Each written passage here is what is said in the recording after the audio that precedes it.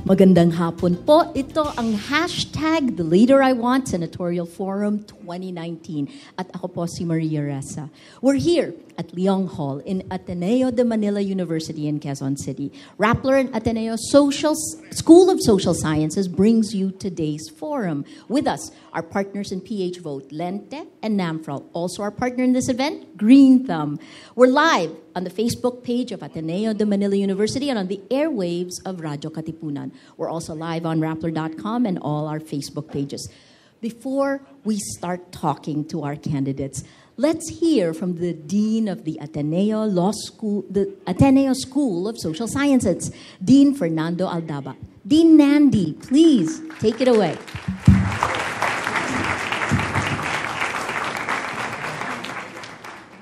Magandang hapon po sa ating lahat.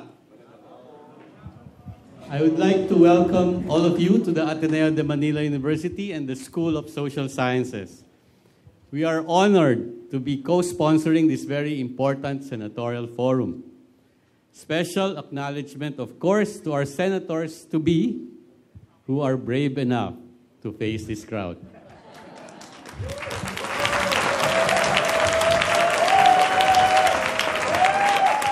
Yung iba kasi ayaw humarap kasi magaling daw sila sa ibang bagay. So, we would like to acknowledge Mr. Gary Alejano, Mr. Bam Aquino, Neri Colmenares, Leody de Guzman, Chel, Diokno, Romulo Macalintal, Sonny Matula, Erin Tañada, at padating ho si Samira Gutoc. We also would like to acknowledge our main partners, Rappler, led by its CEO, Maria Ressa, the brave Maria Ressa, who will also be our forum moderator. Green Thumb Coalition, Nagkaisa Labor Coalition, Center for Migrant Advocacy, NAMFREL, and Lente. And of course, our various Ateneo units led by the Political Science Department and our student organizations led by the Task Force Election of the Ateneo Sanggunian. We believe that it is important for the public, especially our youth and student population, to be fully informed about the principles, advocacies, and character of our candidates. Their presence here today speaks well of their desire to share what they want to offer to the electorate as senators. And of course, we want an independent and capable Senate. Here in our school, we train our students in critical thinking to help them decide when confronted with crucial choices in their lives. Thus, today, our students are very fortunate that Rappler has co-organized this forum with our school so that they can wisely choose among our senatorial candidates. So thank you again to Rappler and all our partners. Welcome once again to the Ateneo, and let the forum begin. Thank you so much, Dean Nandi. Okay, for everyone watching and for everyone here, how many of you have social media accounts? I'm assuming, yes? How many have social media accounts? Now, post or tweet with the hashtag that, the leader I want. A dream, a reality, right? All of us on social media also know that lies and attacks have become part of the oxygen we breathe. So I ask every one of you, in your area of influence, every time you see a lie, report it. Every time you see cyberbullying, report it. Take charge of your world, your area of influence. This is only the start of Rappler Senatorial Forum series. We invited administration, opposition, and independent candidates. We had last-minute cancellations from Senator J.V. Ejercito. He backed out yesterday.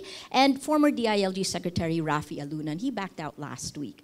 But because you need to vote wisely. We're inviting all the candidates to join us in roundtable discussions every Monday at the Rappler office starting March 11th. You already heard from Dean Nandy, the 9 candidates for senator, but please, let's hear them again. I'm gonna call them one more time and give them the most rousing welcome you can. From your left, Otso Diretso candidate, Gary Alejano.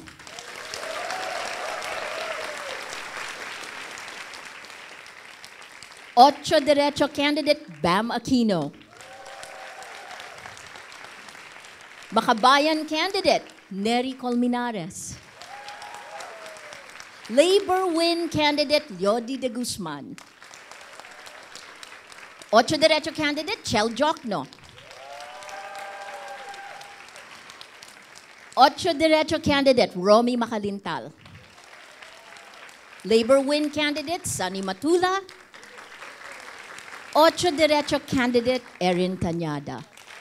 With the T, we're still waiting for the sole woman in our lineup of 9 candidates, so she'll be coming in soon. Now, for those of you watching on mobile, tablet, and desktop, you can follow Rappler's live blog, where our editors are summarizing and providing context. They're sitting here next to me. Vote on the mood meter, and there's an online poll. Vote for the winner in each round. Use the hashtag, #TheLeaderIWant. For this segment, each candidate will have 3 minutes to answer a question. When you have 30 seconds left, we will hear this sound. Sound. Thank you. That's 30 seconds. Now, when the time runs out, we're going to hear this sound. All right. All right. Here's the crucial question. And 3 minutes may not be a long time, but that's longer than the elevator pitch. Why? Oh, let's welcome Samira Gutoc coming in, Otso Diretso candidate. All right. It's nice to have a woman. All right, so here's the question for every one of the candidates. Really, please tell us, why are you the leader I want? And we start with Magdalo Party List Representative Gary Alejano. Please, you have 3 minutes. Wala nang hihigit pa kaysa pag-ibig sa tinubuang lupa. Mga katagang nabanggit ni Gat Andres Bonifacio ang isang aking inspirasyon bakit ako naging sundalo. Kaya pumasok po ako sa Philippine Military Academy, tiniis ang hirap ng buhay kadete dahil mahal ko ang ating bayan. Sumanib ako sa Force Recon Philippine Marines na sabak sa mga delikadong operasyon, nakipagdigma sa Mindanao, tinamaan at muntik mamatay dahil mahal ko ang ating bayan. Naging bahagi ako ng Magdalo, nag-aklas dahil hindi po namin maatim ang korupsyon sa loob ng gobyerno, sinakripisyo ang kalayaan sa loob ng 7 taon, ng aking pamilya, ang karir sa military at ang pagkakataong magawaran ng Medal of Valor dahil mahal ko ang ating bayan. Naging kongresista, naghain ng 32 batas at tumulong na maipaabot ang mga benepisyo nating gobyerno sa taong bayan. Hindi nagpayaman sa pwesto, hindi gumawa ng kalokohan, na natiling malinis ang pangalan dahil mahal ko ang ating bayan. Ngayon po, ako po'y sumasabak sa pagkasenador dahil gusto kong ipaglaban ang ating bansa at ang ating mamamayan, ng seguridad ating bansa at ating mamamayan. Dahil hindi ko matanggap ang pagkompromiso ng kasalukuyang administrasyon sa ating soberenya at teritoryo. Ang lupa na binuwisan ng buhay, luha, pawis sa dugo ng ating mga ninuno ay dahan-dahang kinukuha ng China. Lahat na lang, parang pati gobyerno ay tila ba made in China. Kaya samahan niyo po akong ihain sa Senado ang Department of Maritime and Oceanic Affairs at iba pang mga batas na magpapatibay sa pagbantay ng ating teritoryo, mga karagatan at likas na yaman. Ipaglaban din natin ang karapatan ng ating mga mangingisda sa West Philippine Sea at hindi maagawan ng pagkain at trabaho ang mga ordinaryong mga Pilipino sa sarili nating bansa. At bantayan din natin ang mga kasunduang pinapasok ng ating gobyerno sa China para hindi tayo mahulog sa patibong, nalubugin tayo sa utang at lahawakan sa liig. Ang pagmamahal sa bayan ay hindi lang puro salita. Nakikita ito sa gawa. Madaling sabihin na mahal natin ang ating bayan. Pero napatunayan na po natin ito noong nakaraan pa in the past. Sa gitna ng bakbakan, sa bingit ng kamatayan, hindi ko po iniwan ang mga tropa. At kahit sa ngayon, hindi ko iniwan ang taong bayan, hindi ko kayo iniwan bilang miyembro ng oposisyon sa Kongreso. Kaya po, makakaasa po kayo. Sa lahat ng pagkakataon, ipagtatanggol ko ang Pilipinas at ang kapwa Pilipino. Ako po, si Congressman Gary Alejano, sundalo ng Pilipino, tumatakbong senador, tumataya para sa kinabukasan ng ating mga anak dahil mahal ko ang ating bayan. Maraming salamat po. God bless. Maraming salamat po, Congressman Alejano. Susunod po, Entrepreneurship Advocate Senator Bam Aquino. Kayo po, 3 minutes. Magandang hapon po sa ating lahat. Good afternoon. Magandang hapon sa mga kaibigan ho natin sa Rappler. Of course, our heads here in Ateneo, sa mga estudyante po ng Ateneo, mga nanonood po online, magandang hapon po. Ang tanong po sa akin, what is the leader that I want? Well, sasagutin ko rin po yung tanong na yon. Ako po ang hinahanap ko, isang Senado na independent. Isang independent na Senado na hindi po susunod lamang doon po sa nakaupo, doon po sa boss, doon po sa partido, pero yung kaya talagang makipagsabayan para sa kapakanan ng ating mga pamilyang Pilipino. Ang hinahanap ko po, isang Senado na gagawin ang lahat para sa kapakanan ng ating mga pamilya, pero handa rin pong tumutol at lumaban kung kinakailangan. Kapag meron pong panukalang makasasama, makapagpapabigat, makapeperwisyo sa ating mga kababayan, kailangan ho natin ng Senado na handang tumayo, handang tumutol, handa pong lumaban. Ngunit, kapag meron naman po ang ating mga pamilyang Pilipino na pangangailangan sa edukasyon, sa kalusugan, sa pagbaba ng presyo ng bilihin, kailangan rin ho natin ng Senado na handang magtrabaho doon. Iboto sana ho natin mga taong handang magtrabaho para po sa inyo. Hindi yung uupo lang po at wala pong gagawin o hindi po yung magpapasa ng mga panukala na makasasama sa ating mga kababayan. Ang mga tao po na handang magtrabaho para sa pamilyang Pilipino, ang mga tao po na handang manindigan at protektahan ang taong bayan sa mga panukalang makakasama dito. Ang pangarap ko po, isang bayang maunlad na wala pong naiiwan. Hindi naman siguro masama yung pangarap na yon. Isang bayan na lahat tayo, mayaman man o mahirap, merong kakayanang umunlad. At wala pong sektor na napeperwisyo. Isang bayan po na bawat Pilipino mahalaga. Bawat Pilipino pinahahalagahan, bawat Pilipino meron pong dignidad. Hindi po yung tinatrato ka lang collateral damage na wala kang kwenta. Hinahanap po natin isang Senado na kaya magtulak ng mga panukala na wala pong sektor na sa kaduluduluan ng lahat mapeperwisyo. Wala hong drug war na kung saan ang mga inosente po nagiging collateral damage. Wala hong tax reform package na kung saan marami sa mga mahihirap nating kababayang ginawang collateral damage ng train law.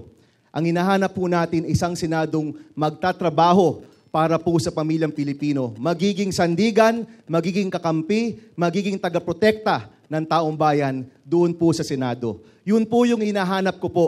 Kaya sana po sa Mayo, iboto ho natin ang buong Otso Diretso, si Senator Bam Aquino, at isama na rin ho natin yung mga kasama ho natin dito. Magandang hapon po sa ating lahat. Thank you very much. Thank you, Senator Aquino. Next up, former Bayan Muna Party List, Representative Neri Colmenares. Sir. Magandang hapon po sa inyong lahat. What is the leader I want? Siyempre po, kayo ang magdidesisyon ng criteria niyo sa isang leader. Ang kailangan nating isang leader, sa aking pagtingin po, ay ang leader na marunong mga lampag sa laban ng taong bayan. Nung bata pa po ako, sabi ng tatay ko, Neri, pag tama ka, tindigan mo. Pero pag mali ka, you must have the humility na aminin ang mistake mo. Kaya ganoon na rin po ang aking pag-exercise niyan sa mahaba kong public service bilang human rights lawyer at bilang kongresista. Pag tama yan, sabi ko, nung nag-file ako dati ng 2,000 dagdag sa SSS pension, sabi nila, suntok sa buwan yan. Sabi ko, paano ka naman makasuntok sa buwan kung hindi ka susuntok? Pagtingin ko, dapat nataasan ang pensyon ng senior citizens. Wala akong problemang ilaban yan kahit mahirap. Until in the end, sa sipag at tiyaga at suporta ng ating mga senior citizens na ipasa ang batas. Ang pangalawa po sigurong katangian ng isang leader na kailangan natin ay yung pagtama, tama, pagmali, mali. Ako naman, kahit sinong leader opisyal sa bansa natin, pag tama ang ginawa niya, wala akong problemang i-recognize yun. Pero pag mali ang isang opisyal sa ating gobyerno, hindi ako nangingiming birahin ka, kahit presidente ka pa ng Pilipinas. Yan dapat ang tindig ng isang leader. Hindi siya tumitingin sa hindi ko pwedeng filean ng kaso o TRO ang Meralco kahit mataas ang singil sa presyo ng kuryente. Aba, hindi pwede yan. Nag-file po ako ng kaso laban sa Smart, Globe at PLDT dahil sa mahal na mabagal nilang internet at dapat bilisin nilang internet. Nag-file ako ng kaso laban sa Smart at Globe na naman sa overpricing ng text. Ibig sabihin po, isang senador na hindi siya tumitingin kung may suporta siya dito o wala siyang suporta, malaking kumpanya o maliit na kumpanya, presidente ang kalaban niya, basta ang tama, tama. Yan po si Neri Colmenares. Sabi nila maingay yan si Colmenares, minsan po kailangan Nangalampag tayo para maka-TRO sa Meralco, kailangan ng kalampag dun. Kailangan nating mga lampag para ibaba ang presyo, itaas ang sahod, tanggalin ang kontraktualisasyon, bigyan ng pondo ang edukasyon. Panahon na rin po na magdala tayo ng kalampag sa Senado. Sana po madala natin ang kalampag ni Colmenares doon sa Senado. Maraming salamat po. Maraming salamat po, Congressman Colmenares. Next, the head of the Bukluran ng mga manggagawang Pilipino, Labor Advocate Leody de Guzman. Sir, you have 3 minutes. Magandang hapon po sa inyong lahat. Ako si Leody, isang dating manggagawa sa pabrika ng garment sa Pasig. 12 years akong naging manggagawa at sumahod ng minimum na 8 pesos noong 1976. For 12 years yan, na minimum na sahod ang tinatanggap. Naging estudyante, nag-graduate, pero hindi ko na nagamit yung aking pinag-aralan dahil kumilos at naglingkod sa mga manggagawa. Tingin ko ako'y karapat-dapat dahil hindi lang sa ako'y bago sa politika, kundi ako'y galing sa hanay ng pinakamalaking sektor ng ating lipunan na walang representasyon sa Senado, 102 years na ang nakalipas. Tingin ko, ito yung panahon, ito yung panahon na kinakailangan nating baguhin ang sistema ng ating politika. Politika na hindi nakabatay sa pera. Politika na hindi nilalatagan ang pera ang dadaanan papuntang Senado, kundi plataforma at track record ng isang kandidato. Madaling mangako ng plataforma.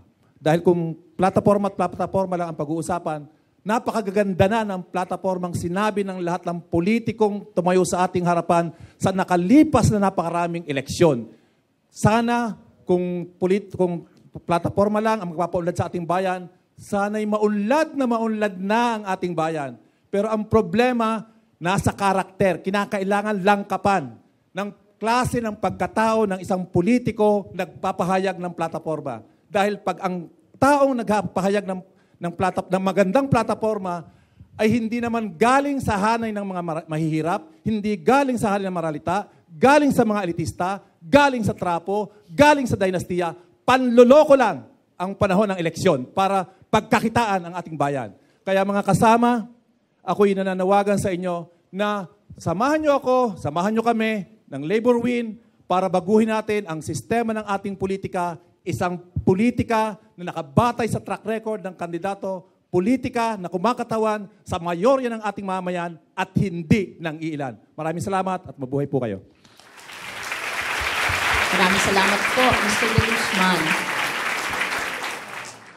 Maraming salamat po. Next, human rights lawyer and founding dean of the De La Salle University College of Law, Chel Diokno. You have 3 minutes. Sa magandang araw po sa inyong lahat, ako si Chel Diokno. Tunay na karangalan na tinatawag niyo akong woke lolo o lolong mulat. Pero alam niyo, kayo naman ang woke na kabataan. Alam niyo, maraming hindi makatarungan nangyayari sa ating bayan ngayon. Makatarungan ba yung pagbabanta ng chairman ng National Youth Commission? Nasabi niya, tatanggalan daw niya ng scholarship yung mga estudyanteng nagsasalita ng katotohanan. Makatarungan ba yung walang humpay na EJK? Makatarungan ba yung walang katapusang pangungurakot ng mga trapo na yan? Mga buwayan na yan na nasa Kongreso? Alam nyo, pati ang halalan ay hindi na rin makatarungan. Kasi ang ginagawa nila ay padamihan ng tarpaulin. Ang ginagawa nila ay kantahan. Ang ginagawa nila ay tawanan. Pero sandali lang, ang Senado ay hindi naman gawaan ng tarpaulin yan. Ang Senado ay hindi karaoke bar. Ang Senado ay hindi comedy bar. Gagawa po tayo ng batas doon para sa lahat. Pero alam nyo, ayaw pag-usapan ng mga politiko ang katarungan. Ayaw nilang pag-usapan ng katarungan dahil ang ibig sabihin ng katarungan, pananagutan, accountability. At takot sila managot, takot sila mabilanggo. Ayaw nilang pag-usapan ng katarungan dahil ang ibig sabihin ng katarungan ay empowerment. Bibigyan natin ng lakas, bibigyan natin ng kapangyarihan ang mga nasa laylayan ng ating lipunan. Takot sila pag mamulat, pag magising ang ating mga kababayan ay sa susunod na halalan, hindi na sila iboboto. Pero ako po ay wala akong dalang bagaheng ganon. Ako ay isang abogado lang. Ang ipinamana sa aking, ng aking mga magulang ay hindi po makinarya, hindi po baluarte, hindi po malaking kayamanan. Ang ipinamana nila sa akin ay pagmamahal sa inang bayan, paggalang sa dignidad ng tao, at pagmamalasakit sa kapwa. Alam po ninyo, kailangan panahon na nang maging usapin natin itong problema ng hustisya. Hindi ko matatanggap na kayo, mga kabataan, mga anak ko, ay mabubuhay sa isang lipunan, sa isang bansa na baluktot ang hustisya, na kulang ang hustisya, lalong-lalo na sa mga mahihirap natin mga kapatid. Kaya ako handang-handa maglingkod para sa lahat. Thank you po.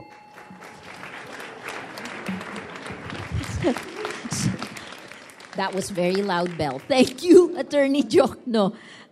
Susunod, the one lady on stage, Civic Leader Samira Gutoc. You have 3 minutes.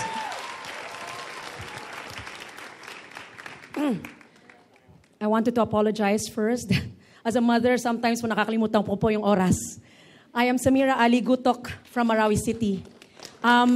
Pagpupugay po. Pagpupugay sa akademya at media na ngayon is under the threat. The chilling effect of democratization, undemocratization, injusticia. When 1/3 of the country, the Mindanao Island, which we love, is under martial law, it is not Philippines at all. When 1/3 of your countrymen does not have the freedom to speak, it is not Philippines at all. When 1/3 of our country is under checkpoint threat, it is not Philippines at all. Ang importante po is a woman who stands without fear, without threat to her life, that she is willing to run alongside giants and along honorable men, that she is willing to fight that is against Goliaths. Samira Gutoc, a nobody. But when Rappler exposed me, resigning from the President's cabinet ba yun? Commission, BTC, in drafting the Bangsamoro Organic Law, Rappler really wanted to know the reason why I resigned. They were asking me despite, sabi ko, please, Rappler, cannot I not be exposed? It is the issue of humanitarian disaster at hand in Marawi Siege. It's the martial law issue at May 23, when all these 500,000 people are grappling for life. It is peace that we long for. 1 minute. It is peace that we long for. Peace education, peace programming. It is not rhetoric. It is not just budgeting. It is not just a way of life. I fight for peace to be a part of our mainstream consciousness, because peace is what we need. For historical reasons, since Marcos period, we've been spending, Rappler has researched, we've been spending millions, if not billions, for war, for conflict, money that should have been spent for basic services, sanitation, water, health, for the poorest of the poor, for us in NCR, in Baseco. Ang problema sa Basilan ay kapareho ng problema sa Baseco. Where you are informal settlers, we do not know where our security and ating bahay is the next day. The issue of internally displaced persons, pinarking siya because there's no money. Governments are afraid for compensation against people who have been displaced by climate change, by Tacloban, by Sendong, by Pablo, by Marawi Siege, by Zamboanga Siege. I fight for people of vulnerability. I fight for children. I fight for women who are left by husbands and they have 10 children. Wala na po silang proteksyon sa batas dahil they have not been trained by our laws. They have been left alone. Ako po ay nanindigan para sa mga inaitsepuera, para sa Pilipino, hindi lang po sa mga taga Mindanao, mga katutubo. Samira Gutoc is here and trying to fight it out. Sana po, konsiderahan siya. Samira Gutoc po.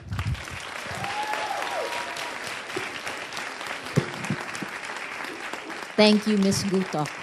The question we're answering is, are you the leader we want? Next up, election lawyer Romy Macalintal. Sir, you have 3 minutes. Magandang hapon po sa inyong lahat, mga kaibigan. Isa sa magandang nangyari sa buhay ko, nang ako'y tumakbong senador, ay nakita ko ng personal ang simbolo ng freedom of the press, si Maria Ressa. Ngayon ko lang nakita ng personal yan. At kami natutuwa at nagkaroon ko ng pagkakataon na makilala siya. Ako ho ay tumatakbong isang senador at aking pananaw sa isang senado ay isang senado na binubuo ng mga opisyal o mga senador na talagang ang pinag-aawayan ay yung isang batas na kababubuti sa ating bansa. Isang senado na ang mga senador ay hindi pinag-aawayan ang pork barrel. Hindi pinag-aawayan ang kaban ng bayan ng bansa. At isang senado na binubuo ng mga senador na talagang mayroong tunay na diploma sa eskwelahan. Hindi mga diplomatic diplomas lang. Hindi natin kailangan ng ganyan, mga senador. Sapagkat kung ganyang bagay sa isang maliit na bagay, ay hindi sila mapagkakatiwalaan, paano pa kaya sa bilyong-bilyong halaga ng pera ng bayan na natin silang pagkakatiwalaan? Ako'y tumatakbo sa advokasya ng isang malinis, matapat, at marangal na panunungkulan sa ating pamahalaan. Ako po ay naging election lawyer ng matataas na pinuno ng ating bansa. Naging abogado ako ng mga pangulo ng ating bansa. Naging abogado ako ng mga senador, gobernador. Halos lahat ng elected officials ng ating bayan, ako ay kanilang abogado. But never in my relationship with all these political leaders of our country did I involve myself in any transaction, in any project of the government na kung saan ako ay makakakuha ng komisyon o anumang benefit sa kanila. I never accepted any governmental positions. I was offered to be the chairman of the Commonwealth 3 times, offered as Secretary of the DOJ, Solicitor General, and even Chairman of the PNOC. Pero lahat po ito ay aking tinanggihan sapagkat ako'y naniniwala na sa sariling kayod ay kaya kong mabuhay. At yan po ang dinadala ko sa ating bayan ngayon. Honesty and integrity. Kaya lagi kong sinasabi, please, save your last vote for me. For if you save your last vote for me, you save your last vote for honesty and integrity. Yan po lagi sinasabi ko. At sana naman, yung aking mga panukala para sa mga senior citizens, yan po ang dala kong advocacy. At mamaya siguro, may paliliwanag ko kung bakit mahal na mahal ko ang kapwa ko mga senior citizens, ang inyong lolo at lola. Salamat po. Maraming salamat po, Atty. Macalintal. Very nice to meet you. Susunod po, Labor Advocate Sonny Matula. Are you the leader we want? Magandang hapon po, mga kasama, mga kaibigan. Ako po I'm not a stranger in this place. 27 years ago, 28 years ago, 29 years ago, Nandi can witness that I was walking along the path of Ateneo. Not because I have no car, but I was working at the Institute of Social Order. And I was working with Father Archie Intengan at the Loyola House of Theology. We were working with Archie for the farmers, translating documents from English to Bisaya. But that was the past. When last October I decided to take the electoral venture, I was given a number by the Comelec number 57, but later on it was reduced to 47. And my number is 47. And I think that is fortunate because I remember George Santayana who said, those who do not learn from history are doomed to repeat it, or those who do not remember the past are condemned to repeat it. Number 47 is an important number. 47 years ago, President Marcos declared martial law in this country. And probably that number 47 should be remembered in the May 13, 2019 election. That never again to martial law. Ladies and gentlemen, I'm running to bring the agenda of the workers to the upper house of Congress. To bring that minimum wage shall be nationalized. Wala na pong kahulugan yung regional wages. Ang trabaho ng karpintero sa Metro Manila ay the same worth as ang trabaho ng mga karpintero sa Negros Occidental o sa Cebu. Ako po si Atty. Sonny Matula, Presidente ng Federation of Free Workers at Chairperson ng Nagkaisa Labor Coalition at ang dadalhin po natin ang tinig ng mga manggagawa sa Senado. Maraming salamat po, Mr. Matula. The 9th of the candidates on stage that you will hear today is coming up. His last name is Atty. Former Quezon Representative and House Deputy Speaker Erin Tañada. He has 3 minutes to answer the question, are you the leader I want? Sir, stage is yours. Magandang hapon po sa inyo lahat. It's good to be back home at the Ateneo. Paano ko po sasagutin, am I the leader you want?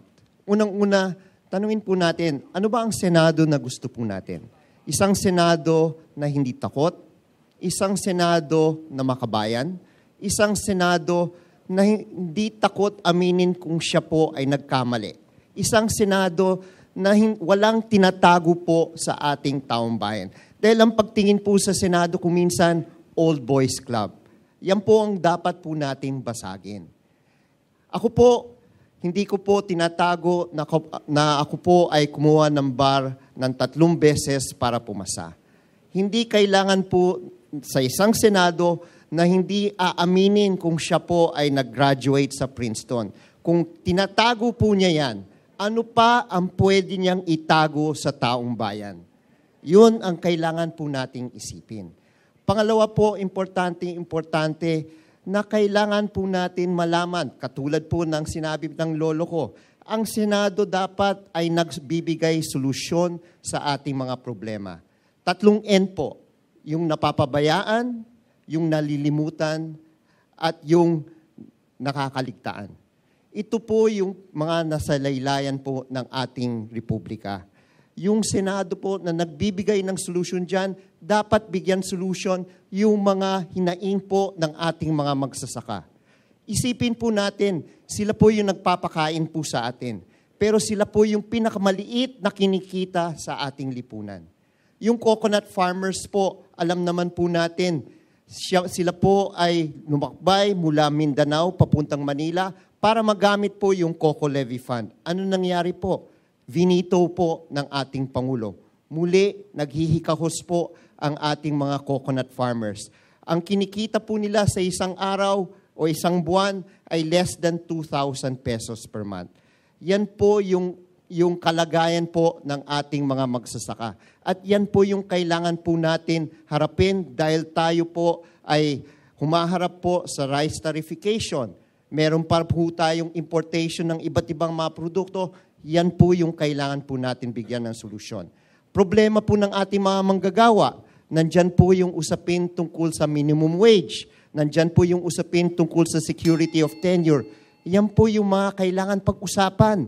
Hindi po yan tinetable kahit saan. At dapat ang mga senador hindi matakot pag-usapan itong mga problemang ito.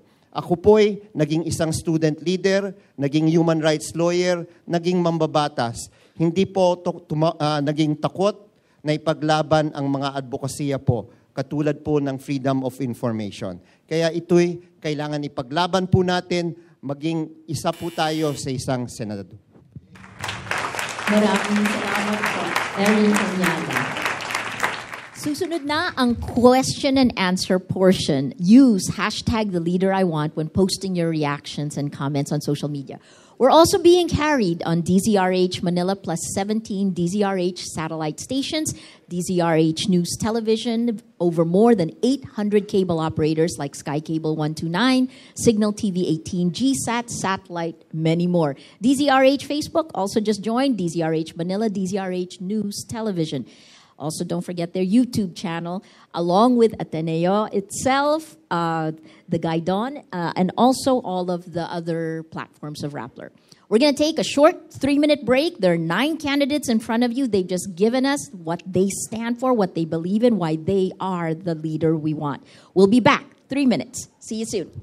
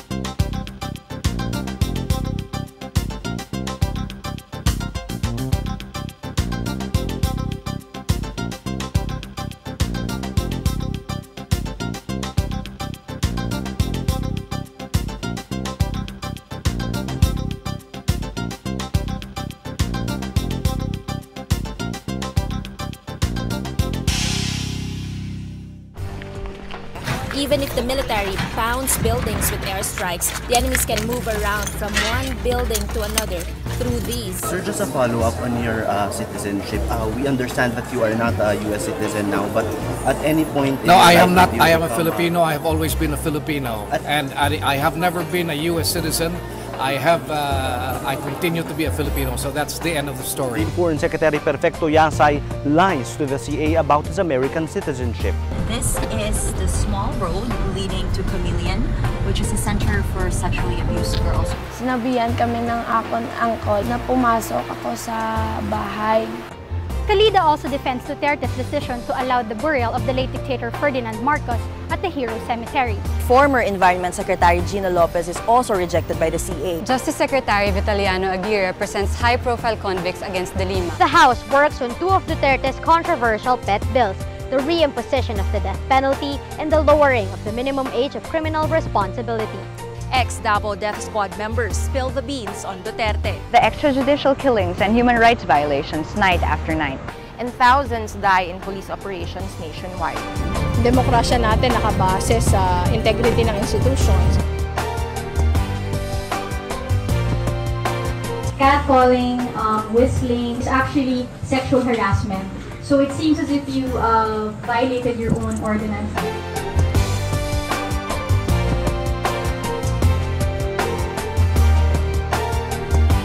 Plus, with traffic already this bad in the metro, there will be less driving anyway.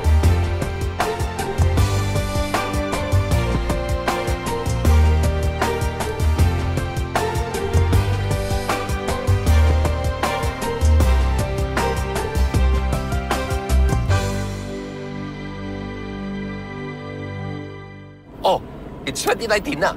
Ano ba plano mo? Dad, it's been... I know. So when? Luis, kailan mo ba ako ililibre? Libre? Game! Easy! With the new Shakey's 2019 meal deal. 2 pizzas, 2 pastas, chicken and mochos, salad and drinks. Plus the new apple crumble pizza. And a free supercard. All for just 2,019 pesos. Ano ba talaga plano mo? Kain na lang, Dad.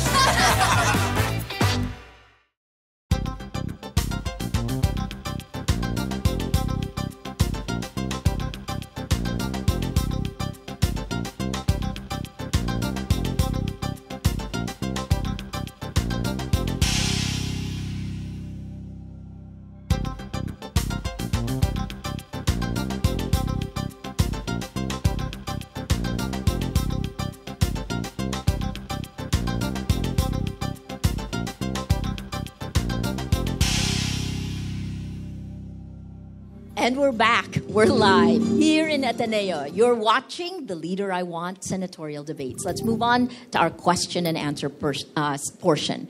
The Ateneo School of Social Sciences and Rappler bring you this forum along with our partners in PH Vote, Lente and NAMFRL, our partner for the event, Green Thumb. We're live on the following Facebook pages: Ateneo, Rappler, Move PH, Newsbreak.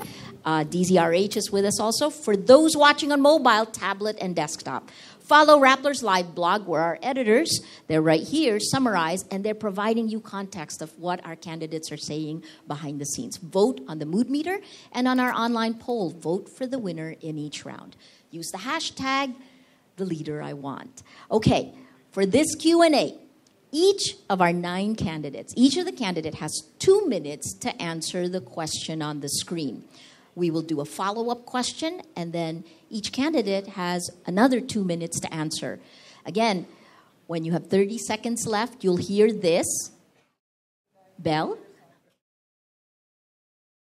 You will hear this when you have 30 seconds left. One more time. One more time. Louder. We'll try not to blast you like we did the first time, right? So, and then when your time runs out, you're going to hear this, the buzzer. Okay, that will be a little bit louder. All right, so the first one will go to Congressman Gary Alejano. Given a powerful executive, a weak Navy and Coast Guard, and the critical role that the Philippines plays in global geopolitics, we all know this, right? How can legislation actually help to protect both our seas and our sovereignty? Well, thank you for that question. Unang-una po, dapat titingnan ho natin ang ating national interest because all other countries are pursuing their own national interest. If their national interest conflicts with us, our national interest should be the priority. Now, tingnan po natin ang issue sa West Philippine Sea. Hindi ito sa pagitan ng United States and China lamang. When they claim 80% of the exclusive economic zone of the Philippines, which is the West Philippine Sea, actually, that is now our issue. That is now our interest. Ang ating mga mangingisda ay hindi makapagpangisda at hindi na tayo malayang makapaggawa ng mga bagay dyan. Ngayon po, we have a weak Navy and even the armed forces. What can we do? Now, we have won the arbitral ruling. We can use that to build consensus around the world because all other countries are looking at us. Nanalo na tayo. Then, dahil hindi natin kaya yung warfare, nag-resort po tayo sa lawfare. At yan ang sinusundan ng ibang bansa. Then we can strengthen that so that we can paint China as a bully country and does not follow international law. Yan ang ayaw ng China because as a rising power, he is protecting its own reputation. Sino pang gusto makapagtransaksyon sa China kung siya ay bully at hindi sumusunod sa batas? So we need to rally the countries around the world to support us. And we should open our engagement with China not only bilaterally, but multilaterally. We should open it to other countries and we should strengthen our leverages. Hindi yung inaawat, minumura natin ang ating kalyado. Ipunin natin, we should make friends. And also, we should have a clear maritime strategy. Unfortunately, wala po tayo niyan. Kaya yung mga stakeholders, hindi namin alam, pati yung mga mangingisda, in the Navy, in the police, do not know ano ang role nila sa overall security picture because we don't have that. So I think we need to have... Sige po. Yes, that is why I proposed the creation of Department of Maritime and Oceanic Affairs to harmonize all the policies covering our waters. Sige po, I didn't want you, that was like a cliffhanger. Yeah. But the follow-up question po, tama, ang ganda, maganda po yung sinabi nyo. Pero if you were to file a bill today that can do what you wanted to do, what would that law be? Ganon din ang sinabi ko kanina, kailangan magkaroon tayo ng maliwanag na maritime security framework. Yun, kailangan magkaroon. At mula dyan, mag-create po tayo ng Department of Maritime and Oceanic Affairs na mag-harmonize ng mga policies covering our waters. And at the same time, yung mga duplicating and overlapping functions sa mga ahensya ng gobyerno ay kailangan ma-harmonize yan. There will be dedicated budget for that, personnel and policies. Now, sa ilalim din ng maritime strategy, we should also identify our maritime domain because as of now, we don't have that. How can we defend something that we don't know? We should identify that. And also, we should establish archipelagic sea lanes para maliwanag yung mga international seaborne ships. Hindi pwedeng patagos-tagos lang sa ating bansa, nagtatapon ng mga basura na hindi po sumusunod sa batas. Kasi wala ho tayo. Dapat magkaroon po tayo niyan. And I also filed a bill to modernize our Philippine Coast Guard, our Philippine Navy, dahil we have one of the longest coastline around the world, around 36,000 kilometers. Butas-butas ho tayo. Kaya pumapasok ang halos lahat ng kontrabando dahil hindi naman natin makikita. So sa legislation, meron na po tayong nahain actually dyan. So kailangan na natin pagtibayin ito. Instead of buying submarines on big ships, we should buy smaller ships. And in fact, we should do that here in the Philippines. Develop our defense industry na tayong gumagawa, maliliit yung mga isla na kukover ho natin. Salamat po. 30 seconds left. Thank you po. Maraming salamat po. Moving on. Bam Aquino. Bam, what hard lessons have we learned from the K-12 program? And then how can we equip our public schools to keep up? Yes, thank you for the question, Maria, no? At sa mga lahat ng nakikinig sa atin. Yung mahirap po sa K-12, even if I'm fully supportive of K-12, at palagay ko naging mahalaga yung reformang yon para makipagsabayan tayo sa buong mundo in terms of years of instruction. Currently, nakikita natin, marami talagang mismatch na nangyayari. Yung grades 11 and 12 ho natin, yung pangako po niyan, kung hindi man kayo magkolehiyo, dapat pag-graduate yun ng grade 11 and 12, ready na kayo sa pag-e-empleyo. And this means that the courses or the tracks being offered to our grade 11 and 12, kailangan po nagmamatch dun sa sitwasyon po, dun sa lugar. Kasi kung ang binibigay naman po ng mga kurso, napakalayo dun sa mga pangangailangan ng trabaho dun sa lugar, hindi rin po magmamatch yung ating grade 12 students. Magiging unemployed pa rin po sila. Pangalawa, yung mga guro ho natin, kailangan handa rin sila na magturo ng mga kurso na bagay rin po dun sa lugar kung saan kinalalagyan yung mga senior high school natin. So there's a lot of integration that needs to happen. And unfortunately, hindi pa po natin nakikita yan. Kulang pa yung integration natin. Kaya marami pong grade 12 students, kahit may kursong na take-up, may NC2 certification, hindi pa rin sila nakakapasok dun sa tamang trabaho na ninanais po nila. And actually, Maria, yung unang batas na ipa-file ho natin, isang panukala na siyang we're going to build on the Free College Act na ngayon po, mas madali na makagraduate sa kolehiyo and really set up tinatawag nating trabaho center or placement offices both at the grade 12 level and at the fourth-year college level for our public schools. Para dito po, sa mga center na yan, mas maipapalapit ang industriya doon po sa mga kurso na tinitake up ng ating mga kabataan at mas magiging madali yung paghahanap ng trabaho pag-graduate mo ng grade 12 o pag-graduate mo ng 4th year college. Thank you. Senator Aquino. My follow-up actually takes us a step further, right? In the age of machine learning and artificial intelligence, when the very things that are supposed to be our call centers, for example, even the Navy needs people who understand artificial intelligence.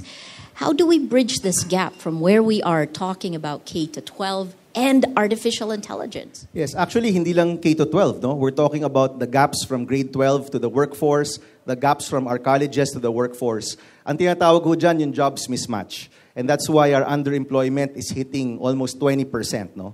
1 out of every 5 Filipinos is not working in a job na pinag-aralan niya. And for the industry side, dagdag training po yan, dagdag gastos po yan, bago niya makuha rin yung mga estudyante para magtrabaho sa kanilang kumpanya. This is where the jobs mismatch needs to be corrected. No? Kailangan ho natin ng reforma dito na ang ating mga industriya, ang ating mga eskwelahan, mas malapit ang ugnayan. Mas malinaw na yung mga industriya sa isang lugar, alam niya o alam ng mga eskwelahan ano yung mga pangangailangan. At kayang ma-manage yung prosesong yun. Kasi ngayon po, pag-graduate mo ng kolehiyo o pag-graduate mo ng grade 12, doon ka palang maghahanap ng trabaho. At marami sa mga graduates ho natin, kinakabahan, ilang buwan na, wala pa rin trabaho. In other countries, mas malinaw po yung ugnayan na to. They allow the companies, industries, the workforce to be able to work closer with the schools para bago pa man mag-graduate, alam na kung saan po papasok. Alam na ng mga estudyante ano yung mga posibleng trabahong papasukan po natin. So there are ways, best practices all over the world para maibaba po yung jobs mismatch natin. Unfortunately, hindi pa natin yan ginagawa. At tingin po natin, this is the necessary next reform pagkatapos po ng libreng kolehiyo, gawing mas abot kaya yung dekalidad na trabaho para sa ating grade 12 students at para sa ating 4th year college students. No? Salamat po. Salamat. If I had a little bit more, I'd follow up with technology. But let's move on. Thank you, Senator Aquino. Moving on. Neri Colmenares. Neri, you've said that you will work for the repeal of 2 things, the value-added tax on oil products, electricity and water, and the excise tax under the train law. Yes. Consumers like us would love this, right? We'd welcome that. But where will the government get the money to fund its services and operations? That's what the government says. Thanks for the question po. Palagi nilang sinasabi magpapataw tayo ng tax kasi kailangan ng pondo ang gobyerno. In the debates in Congress, I've always pointed to them, bakit walang pondo ang gobyerno? In a plenary debate po, tinanong ko ang DOF, magkanong nawawala sa customs every year due to inefficiency and corruption? 200 billion pesos. BIR, magkano nawawala sa BIR every year due to corruption and inefficiency? 350 billion pesos. Sabi ko, ba't kayo mag-iimbento ng bagong tax? Hindi nyo nga makolekta ang lumang tax. Ubusin nyo kaya muna yung mga corrupt dyan sa mga ehensyang yan bago nyo ipataw ang burden sa amin. That's the first. Second, ang dami-dami po dyan. I've always studied the budget. As a congressman, I believe half of the life of a legislator is on budgeting. Dapat doon nakafocus ang atensyon. Ang dami pong pondo dyan, mga walang kakwenta-kwentang proyekto. Bilyong-bilyong piso para sa mga kalsada na walang patunguhan. Bilyong-bilyong piso para sa mga tulay kahit walang ilog. Mabuti wala silang bilyon-bilyon para magpagawa ng ilog. Kaya sabi ko, don't come to us and say wala kayong pondo. Pag pork barrel, ang dami-dami niyong pondo. Bakit ngayon? Pork barrel, Neri, dapat may pondo ang tao. Sabi ko, pork barrel? Pupondo sa tao? Hindi. Ang pork barrel, dapat ang pondo diretso sa tao, huwag nang sumabit pa sa bulsa ng mga politiko. Yan ang pork barrel nyo. So in the end, sabi ko, you don't need to impose taxes on us. You don't have the moral authority to impose these taxes on us. Maliban sa hindi nyo nakokolekta, ang dami-dami nyo pang pinagwawaldas na pondo ng tao para lang magastusan ang mga luho nyo. That's why I'm very allergic to taxes until and unless government can efficiently collect their old taxes. They have no right to impose new taxes. Maraming salamat po. Salamat po. Ito po, personal po na tanong. Para po kayo, very outspoken. You're very, very outspoken. But I guess, why are there not more people who speak up kayo po, nasa Congress na kayo na ano, yung nakikita nyo po, kung meron po kayong pwedeng gawin na, ba't po ganito ang nangyayari? How do you bring that outspokenness, that courage to others? Yes, how do I bring that courage? I don't know, maybe. It's probably because at an early age, I suffered certain vagaries in life. No? I was a chairman of Student Catholic Action when I was 18 years old. We were fighting for the return of student councils and school papers. I was arrested during martial law for what? Just because I was advocating for student councils and school papers. I was tortured a total of 4 years of my life in prison. So sabi ko, yung karanasang yon, of course natakot po ako. Hindi naman yan 18-year-old, it's trauma to be arrested for 4 years. Pero siguro po napanday ako doon eh. Alam niyo po, ang human rights, parang goma yan eh. Parang lastiko yan, kung baga sa Bisaya pa. The amount of rights it covers depends on the assertion you exert to push the rubber bands to cover more rights. Kaya natutunan ko na kailangan ng mga lampag ka dyan eh. The major points of our history were brought about by kalampag. EDSA 1 was because people nangalampag. EDSA 2, even the pork barrel issue, atras sila dyan. 1 million people march. All the chachas, ni Gloria and all the chachas of various presidents, dahil po yun sa kalampag. I learned na siguro ang iba hindi ganun ka ingay or outspoken or passionate. The choices naman yan ng tao. But I also feel na there are times when ako reasonable, minsan mabagal ako magsalita, but there are certain points in life you have to assert it, you have to speak out on these issues at dapat kalampagin mo sila. Minsan, ang gobyerno napipilitang gawin ang hindi niya gusto depende sa kalampag ng tao sa labas ng gobyerno. Maraming salamat po. Maraming salamat po. We have to take a short break. Everyone, please stay on. We're just taking a short break for all of the folks who are with us on radio. We'll be right back.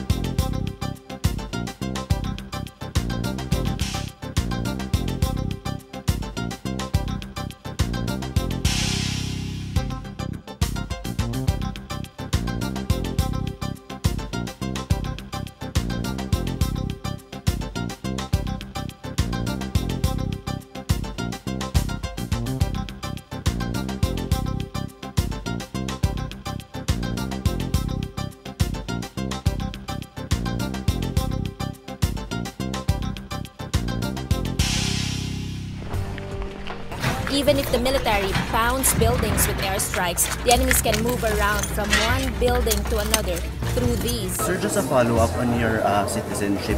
We understand that you are not a U.S. citizen now, but at any point... No, I am not. I am a Filipino. I have always been a Filipino. And I have never been a U.S. citizen.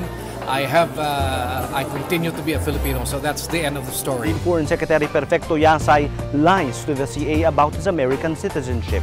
This is the small road leading to Chameleon, which is a center for sexually abused girls. Sinabihan kami ng akon angkol na pumasok ako sa bahay. Calida also defends Duterte's decision to allow the burial of the late dictator Ferdinand Marcos at the Hero Cemetery. Former Environment Secretary Gina Lopez is also rejected by the CA. Justice Secretary Vitaliano Aguirre represents high-profile convicts against the Lima. The House works on two of Duterte's controversial pet bills. the reimposition of the death penalty, and the lowering of the minimum age of criminal responsibility. Ex-Davao Death Squad members spill the beans on Duterte. The extrajudicial killings and human rights violations night after night. And thousands die in police operations nationwide. Demokrasya natin nakabase sa integrity ng institutions. Catcalling, whistling is actually sexual harassment. So it seems as if you violated your own ordinance.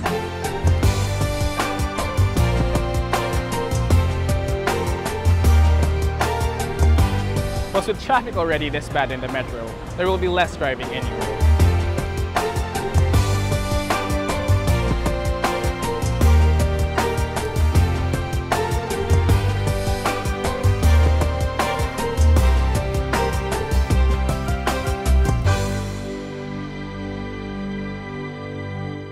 Oh, it's 2019 na. Ano ba plano mo? Dad, it's been, I know. So when?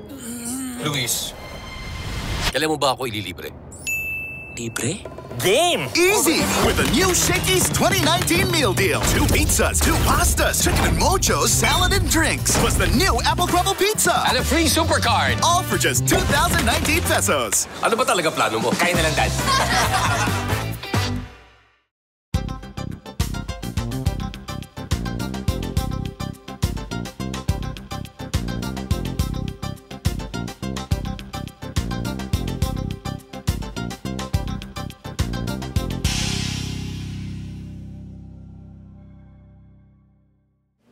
Welcome back to hashtag the leader I want. All right, in front of us, we're in the Q&A portion.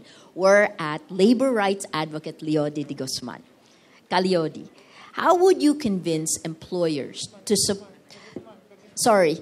How would you convince employers to support the security of tenure bill with the end view of ending contractualization? Paano po nila yun gagawin? Siguro kailangan lang i-remind o ipaalaala sa mga negosyante na dati na bang nag-work yung regularization policy ng ating pamahalaan. Mahabang panahon ay regularization ng policy at umunlad naman ang mga negosyante. Nag-umunlad naman sila. Pangalawa, dapat nilang maunawaan na pagka yung manggagawa ay masaya sa kanilang trabaho, ay nagiging productive sila. Kaya tingin ko dapat nilang matanggap yung katotohanan yun, yung dalawang bagay na yun. At saka kung talagang sila may pagmamalasakit bilang work partners ang mga manggagawa, ay hindi maganda na kontraktual yung trabaho dahil magiging kontraktual din ang kita. Dahil lahat ng bagay na ginagamit ng mga manggagawa o pangangailangan ng mga manggagawa bilang tao ay regular. Regular ang pagbabayad ng kuryente, tubig, tuition fee, lahat ay regular. Kaya bukod pa doon, ay dapat i-recognize ng mga negosyante natin yung mga manggagawa ay siya yung puwersa ng development, siya ang puwersa ng kaunlaran ng ating lipunan. Kaya bilang recognition, ay bigyan siya ng regular na trabaho para magkaroon siya ng regular na kita, para pakainin ng regular ang pamilya, bilang recognition sa papel na ginagampanan nung ating mga manggagawa. Dahil kawawa naman yung ating mga manggagawa na siyang hero na tinuturingan ng ating lipunan, pinapapurihan tuwing Mayo 1. Pero huwag naman sanang papuri lamang. Dapat ay bigyan siya ng dignidad. Tiyakin ang kanyang regular na trabaho para matugunan niya yung kanyang pangangailangan. Sa tingin niyo po, ano po ang naging sobrang political po yung ENDO ngayon, di ba? So, ano po ang dapat gawin? So, sinabi niyo, you look for a win-win with the employer. Pero sa mga, ano po ngayon, security of tenure bill, right? Ano po ang pwedeng gawin? Ano yung may win-win po ba na pwede niyo pong bigay sa employer? Tingin ko yung dapat ay ibigay naman yung win sa mga manggagawa. Dahil sa mahabang panahon na ay ang win, ang tagumpay ay nandun sa mga negosyante. Siguro itong time na ito, dahil ang layo na ng inabot ng kaunlaran, grabe na ang inabot ng kaunlaran. Siguro ito yung panahon na magkaroon ng biyaya naman para sa ating mga manggagawa. Kaya ang gagawin ko, kung ako'y mapapala rin, gagawa ako ng isang batas na talagang magbabawal sa sistemang kontraktualisasyon. At tingin ko, ang dapat makasulat ng eksaktong ibig sabihin ng kontraktualisasyon ay yung isang manggagawa. At para lutong-luto yung pagkakagawa, hindi half-baked. At ang isang eksakto niyan, dapat mawala yung third party.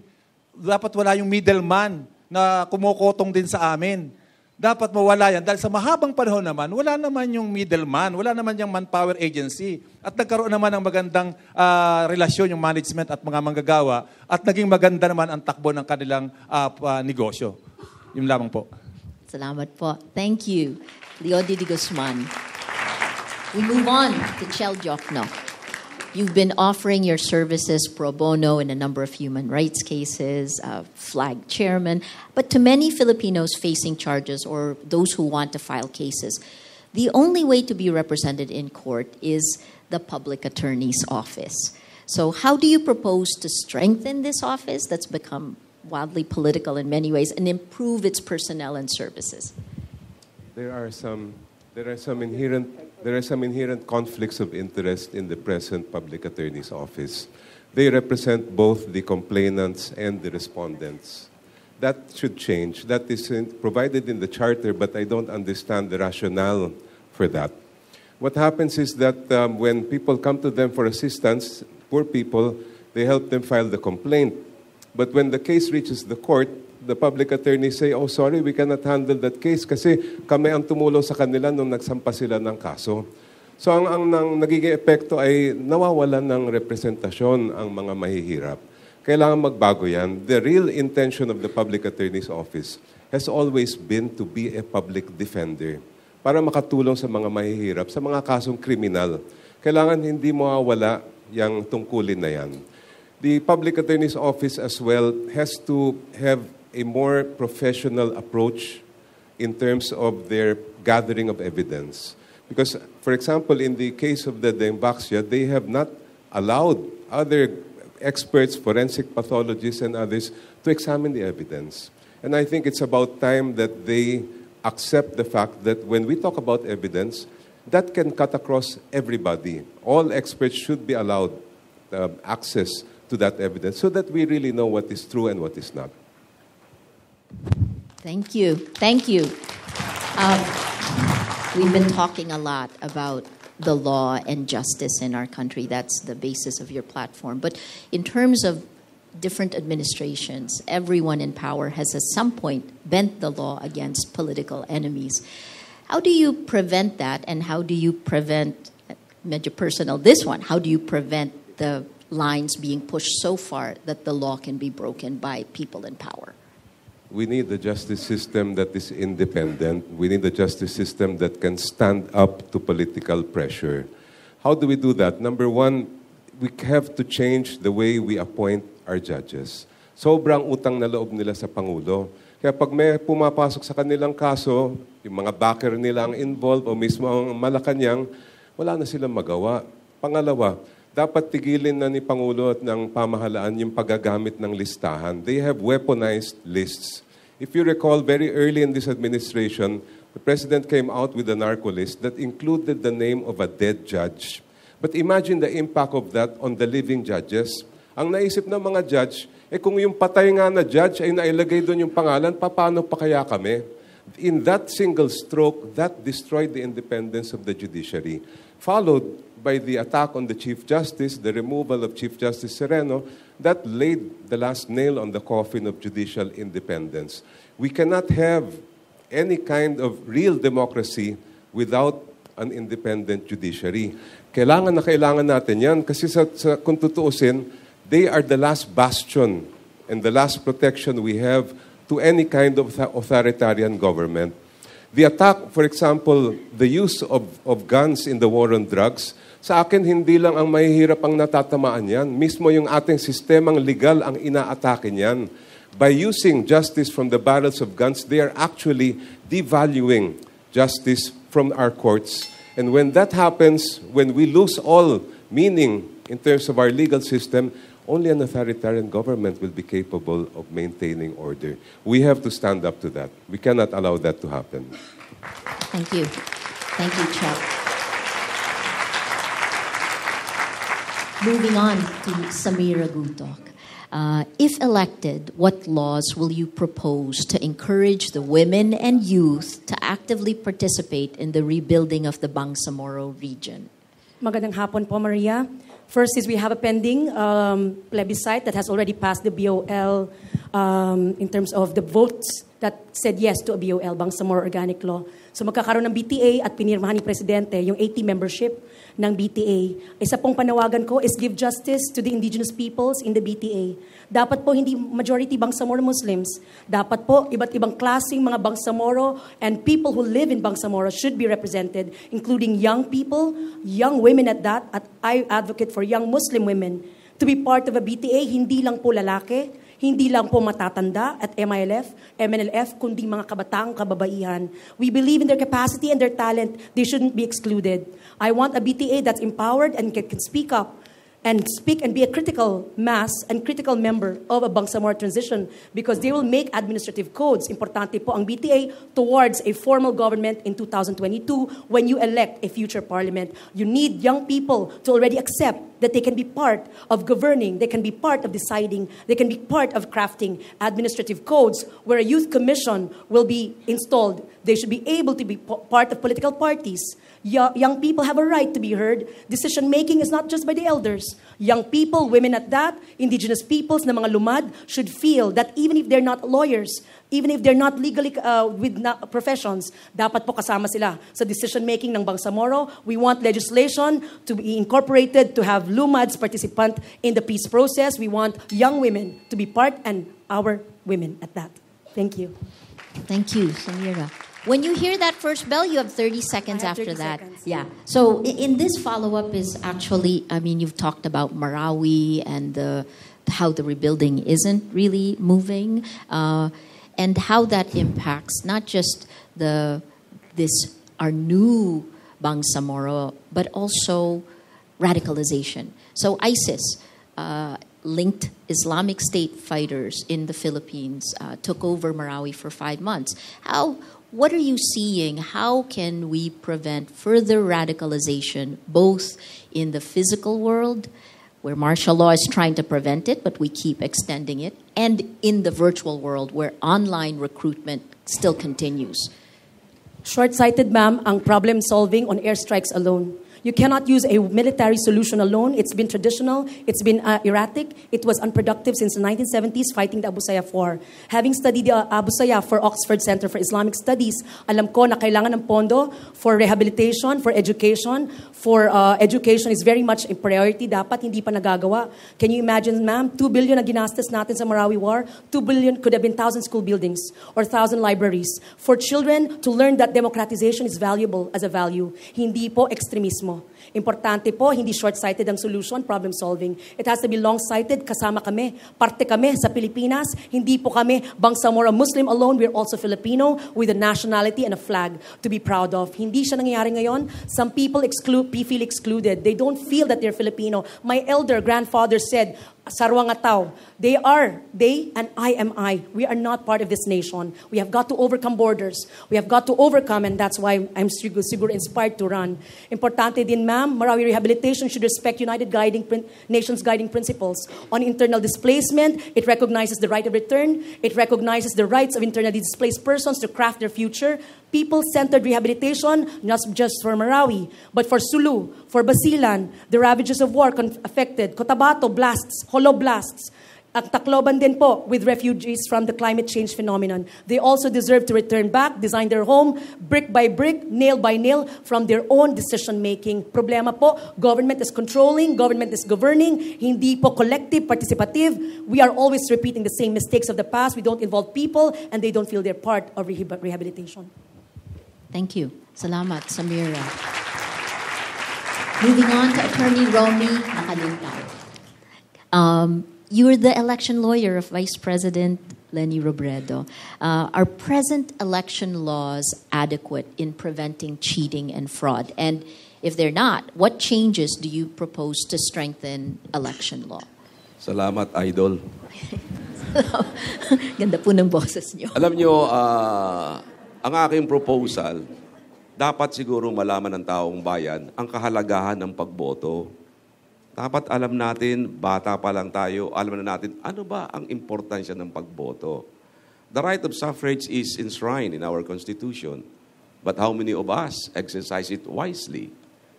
Do we know the importance of the right of suffrage?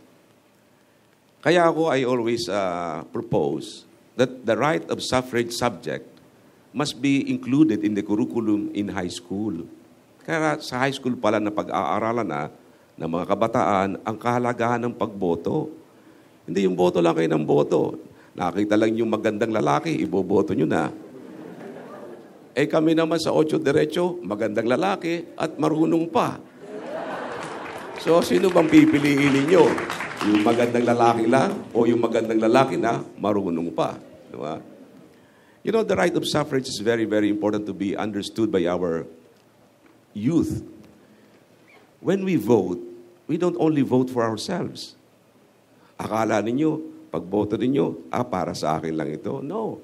You vote on behalf of the people who cannot go to the polls. You vote on behalf of the farmers who do not know how to read and write. You vote on behalf of your parents who cannot write the names of their candidates. And you even vote on behalf of the unborn children who also have the right to know what we are doing in this world. The kind of leaders that we need will determine the kind of future that we will have. Kaya kailangan ng pagboto, pangalaga natin mabuti yan. Kailangan alam natin kung anong ating gagawin. Lalong-lalo na yung mga premature campaigning nga pala, huwag kayong maniniwala dyan. Napalaki ginagastos. Pero anong binibigay sa atin? Babawiin nila yung ginastos nilang yan. Thank you. Thank you, Attorney Romy.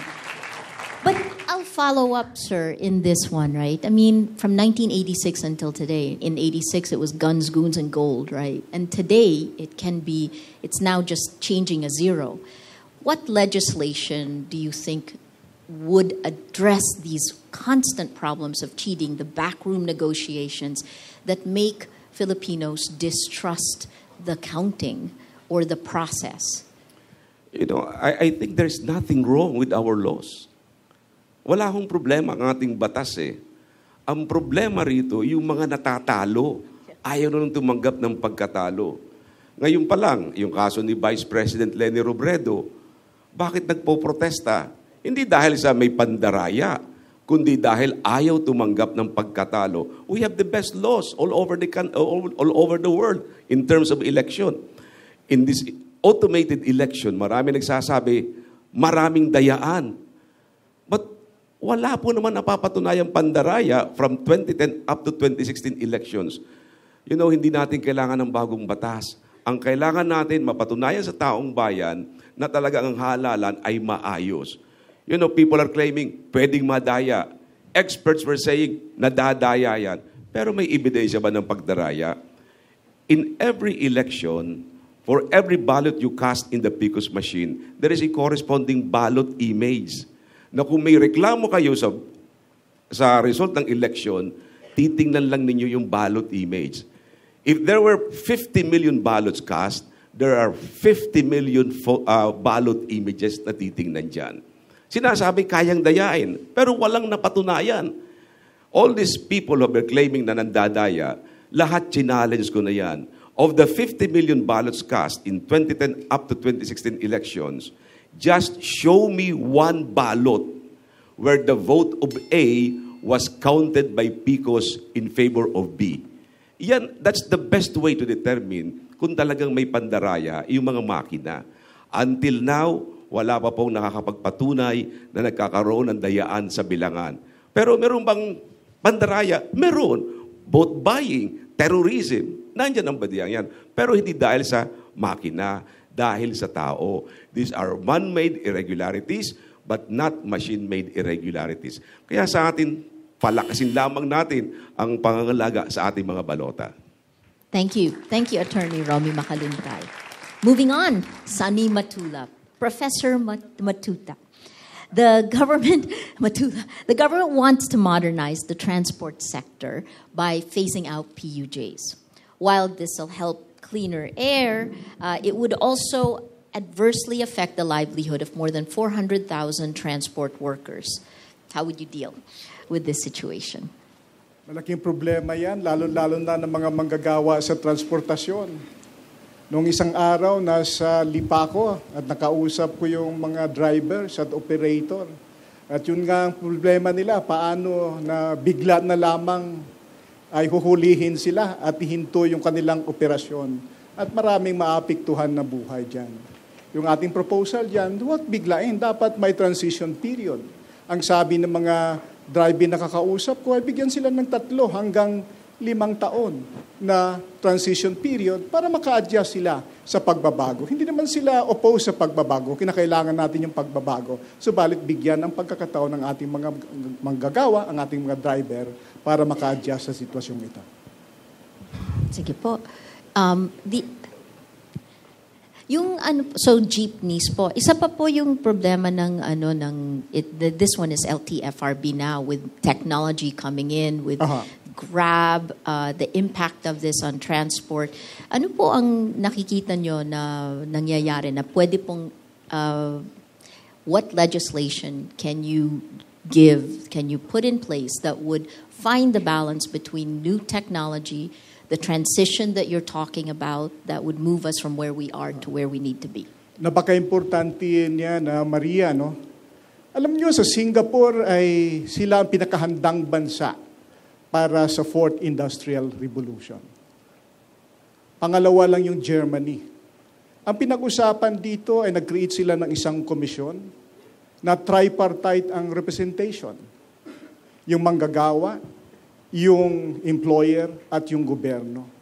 At sa isang report ay sila ang pinakahandang bansa para sa 4th Industrial Revolution. Yung 4th Industrial Revolution ay yung ang mga manggagawa ay nakipag-engage na sa robot at sa artificial intelligence. Kinakailangan tayong humarap niyan, hindi lamang ang kasalukuyang problema natin ang harapin. Kaya ang proposal natin yan, mag-create tayo ng isang tripartite commission na paghandaan yung 4th Industrial Revolution.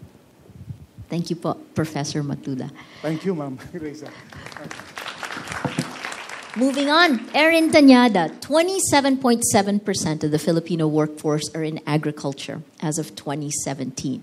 You come from a coconut farming region. First, quick assessment of the situation of cocoa farmers, and then second, what legislations needed to improve their lives? Well, unang-una, Maria, alam natin bumagsak ang presyo ng kopra mula 40 pesos nung panahon po ni Pangulong Noynoy Aquino to around 5 pesos to 12 pesos ngayong taon. Ang nakakalungkot po dito, nagmarcha po ang mga magsasaka sa Nyugan mula Mindanao papuntang Malacanang noong 2014 para igiit na magamit na po yung Coco Levy Fund. Ang Coco Levy Fund po, yan po yung buwis na pinataw po ng Pangulong Marcos noong 1970s and 80s para paunlarin ang industriya ng nyog. Yun po ay 15 pesos kada kilo. At nung panahon na yon, hindi talaga nagamit po yung pondong yan. Ginamit po sa pagbili ng iba't ibang mga korporasyon dito sa ating bansa. Kaya importante po, nung nadeklara po ng Korte Suprema na ito po ay imbued with public interest, itong Coco Levy Fund, at yan po ay para sa industriya ng nyog, sabi po ng Korte Suprema, kailangan yan po ay may balik sa mga magsasaka. Sinubukan po ni Pangulong Aquino noong 2015 na magkaroon po ng executive order para magamit na po yan pagkatapos nagmarcha yung mga magsasaka. Pero sila po ay nabigo dahil na TRO po yung executive order. Si Pangulong Duterte, pinangako po niya, nung siya po ay nangangampanya, ibibigay po niya. Pero ito po ay na-veto ni President Duterte yung ginawa po ng Kongreso. So kami po, ako po, kung ako po ay papalarin, isusulong po natin yung batas para magamit po yung 100 billion Coco Levy funds para sa mga magsasaka sa Nyugan. Thank you. Thank you. The follow-up question for me is, again, this layer of technology, diba? Parang it's a struggle for us all the time how much our world has changed. So we're still struggling getting the cocoa levy, getting our farmers up to get what they need to keep going. But how do we add a layer of technology so that we can compete globally? Alam mo, Maria, yung problema kasi, napagsanayan na po ng ating mga magsasaka sa Nyugan, yung isang klase lang ng produkto dito sa ating bansa. Yun po ay oil, copras. So, kailangan po, kaya nga po sila naghihirap. Sila po ay kumikita ngayon sa bagsak na presyo na 5 to 12 pesos per kilo. Yan po, that translates to around 20,000 pesos a year or roughly around less than 2,000 pesos a month. So kung magamit po itong Coco Levy Fund sa 100 billion pesos, pwede po tayo maglunsad ng technology training sa ating mga magsasaka kung paano sila pwedeng lalong lumaki ang kita po nila. Pwede po sila mag-diversify. Hindi na kailangan po coco oil ang parating pinupuntahan o pagbenta po sa mga oil mill. Pwede po gawing coco sugar. Alam rin po natin, nandyan po yung coco water. Nandyan rin po yung coco coir. No? Ito yung mga technology na pwedeng turuan ang ating mga magsasaka para lalong mas malaki po ang pagkikitaan po niya. So ito po yung pwede po nating gawin kapag magamit po natin yung Coco Levy Fund. Thank you. Thank you so much, former Congressman Erin Tañada. Use #LeaderIWant when you're posting reactions and questions. We're going to take a short break. We're live on DZRH. We're live on Ateneo's own Facebook, on Rappler. We'll be right back.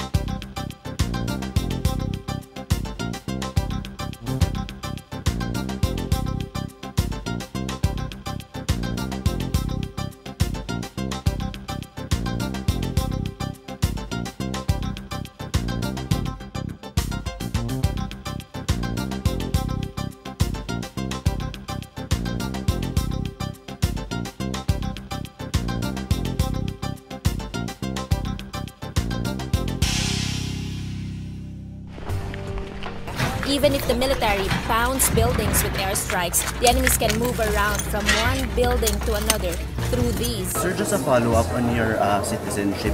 We understand that you are not a U.S. citizen now, but at any point... No, I am not. I am a Filipino. I have always been a Filipino. And I have never been a U.S. citizen. I continue to be a Filipino, so that's the end of the story. Foreign Secretary Perfecto Yasay lies to the CA about his American citizenship.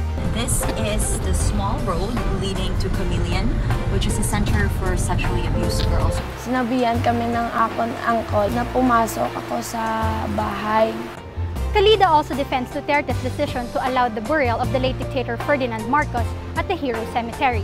Former Environment Secretary Gina Lopez is also rejected by the CA. Justice Secretary Vitaliano Aguirre represents high-profile convicts against the Lima. The House works on two of Duterte's controversial pet bills, the reimposition of the death penalty and the lowering of the minimum age of criminal responsibility. Ex-Davao Death Squad members spill the beans on Duterte. The extrajudicial killings and human rights violations night after night. And thousands die in police operations nationwide. Demokrasya natin nakabase sa integrity ng institutions. Catcalling, whistling is actually sexual harassment. So it seems as if you violated your own ordinance.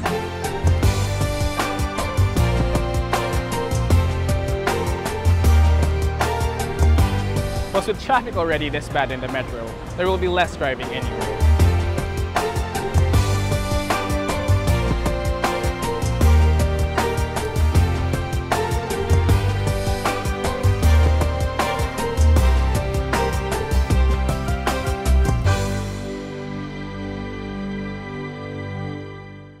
Oh, it's 2019 na. Ano ba plano mo? Dad, it's been... I know. So when? Luis, kailan mo ba ako ililibre? Libre?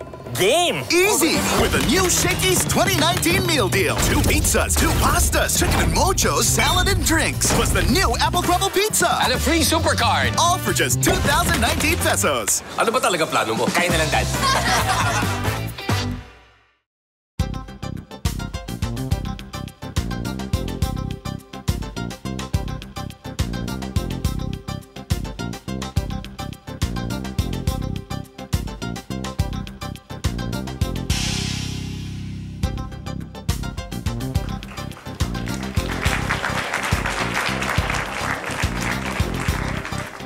Welcome back to hashtag the leader I want. We're in Leong Hall in Ateneo, and we're coming to you now for the town hall portion.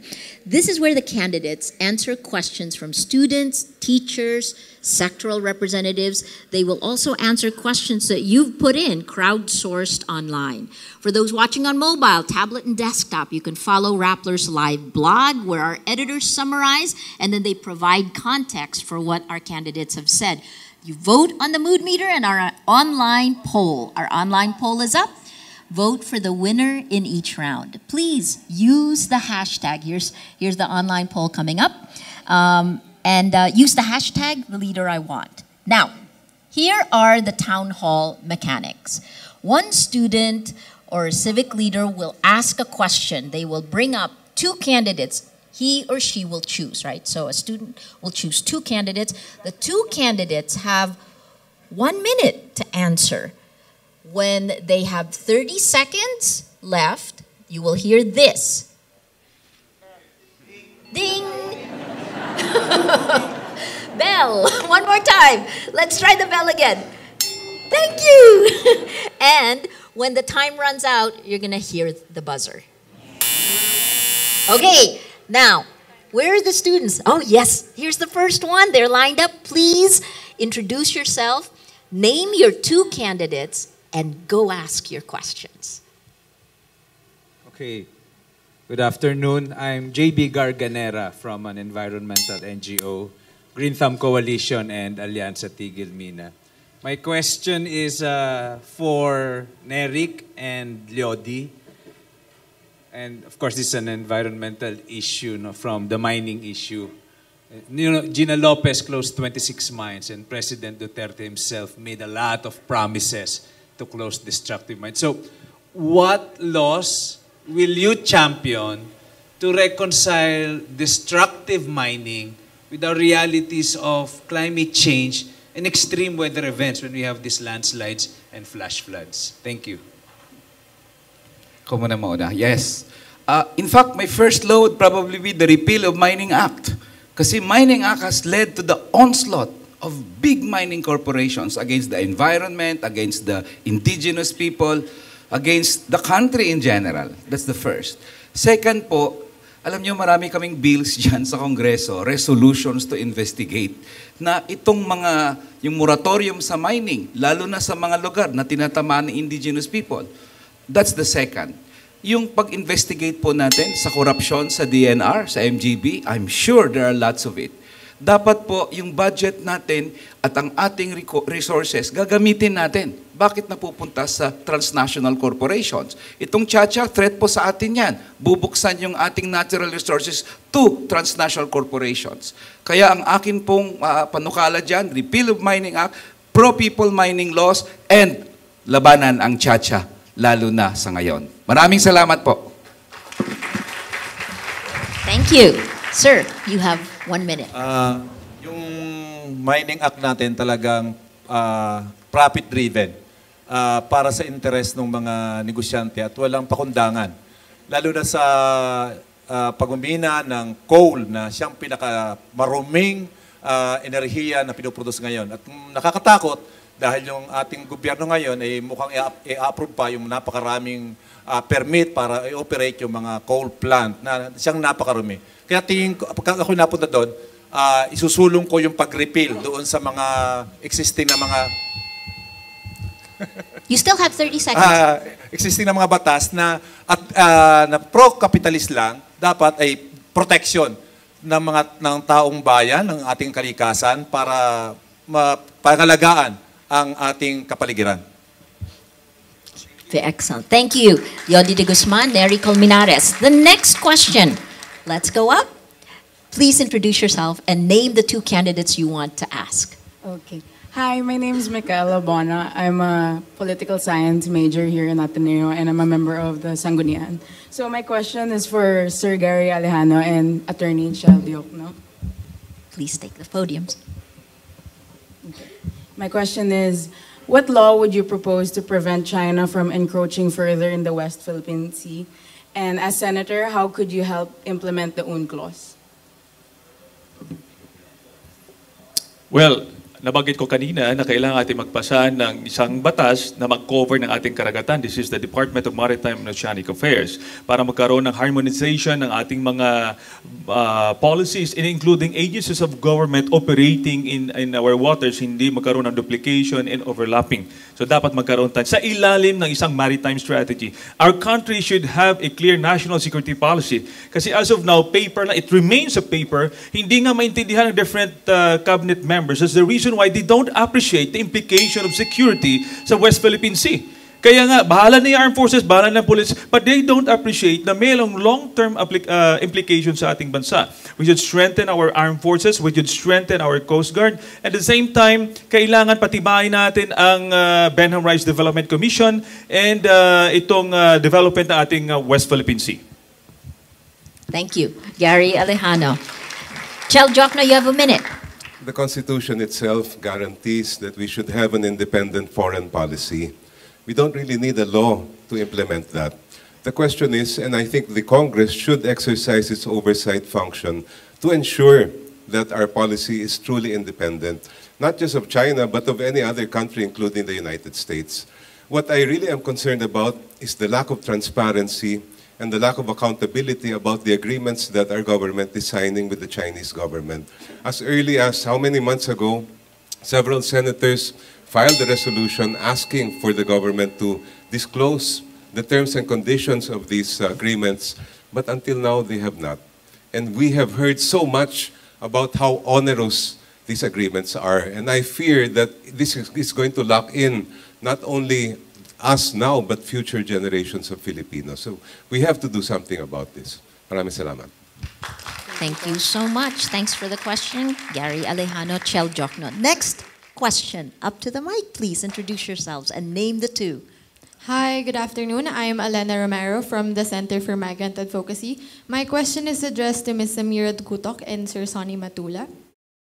So my question is, what can Congress do to compel countries of destination to take equal responsibilities for our migrant workers? And do you think deployment bans are effective as tools for protecting our migrant workers? Thank you. Yes, as an OFW daughter, Elena, importante po na the country of destination where we go, may agreements na tayo. Dapat po we've already had existing agreements for them to protect our labor as well. Importante po, darating ka doon, alam mo na pinoprotektahan ka. There's already briefing, information and education for domestic helpers here. What ang daratnan mo? Are you alone with a man inside the house? Anong edad ng mga anak? Anong mararatnan mo doon sa Middle East, sa US, wherever? Importante, there's mutual agreements, bilateral agreements by which we protect labor, mutually agreed upon, and the terms of conditions, holidays must be ensured. I also want deployment bans against countries that do not respect human rights, especially for women. We should be assertive. We should be assertive and assert towards countries that if you do not respect and even take hold of our passports and intolerable conditions, labor conditions, there should be a ban on countries para sila ay matuto at wag la tayong binabasta-basta. Thank you, Samira Gutoc. Sonny Matula, you have a minute. Akala ko pang bar question yung tanong eh. Pero pang tunay na buhay yung tanong.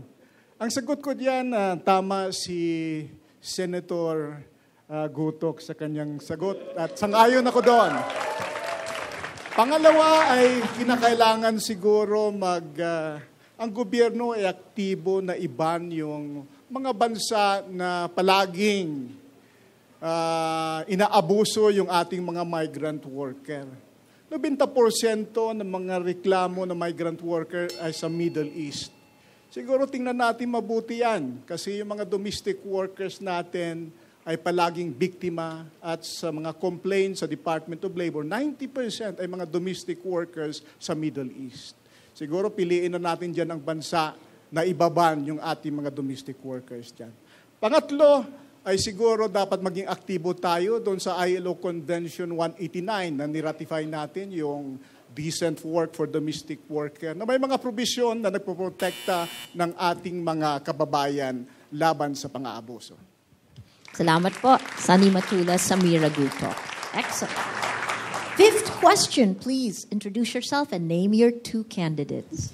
Hello, good afternoon. My name is Jessica Gayo. I'm a fourth-year student of Ateneo, and I'm the editor-in-chief of Matanglawin Ateneo. The question is for Sir Bam Aquino and Sir Gary Alejano.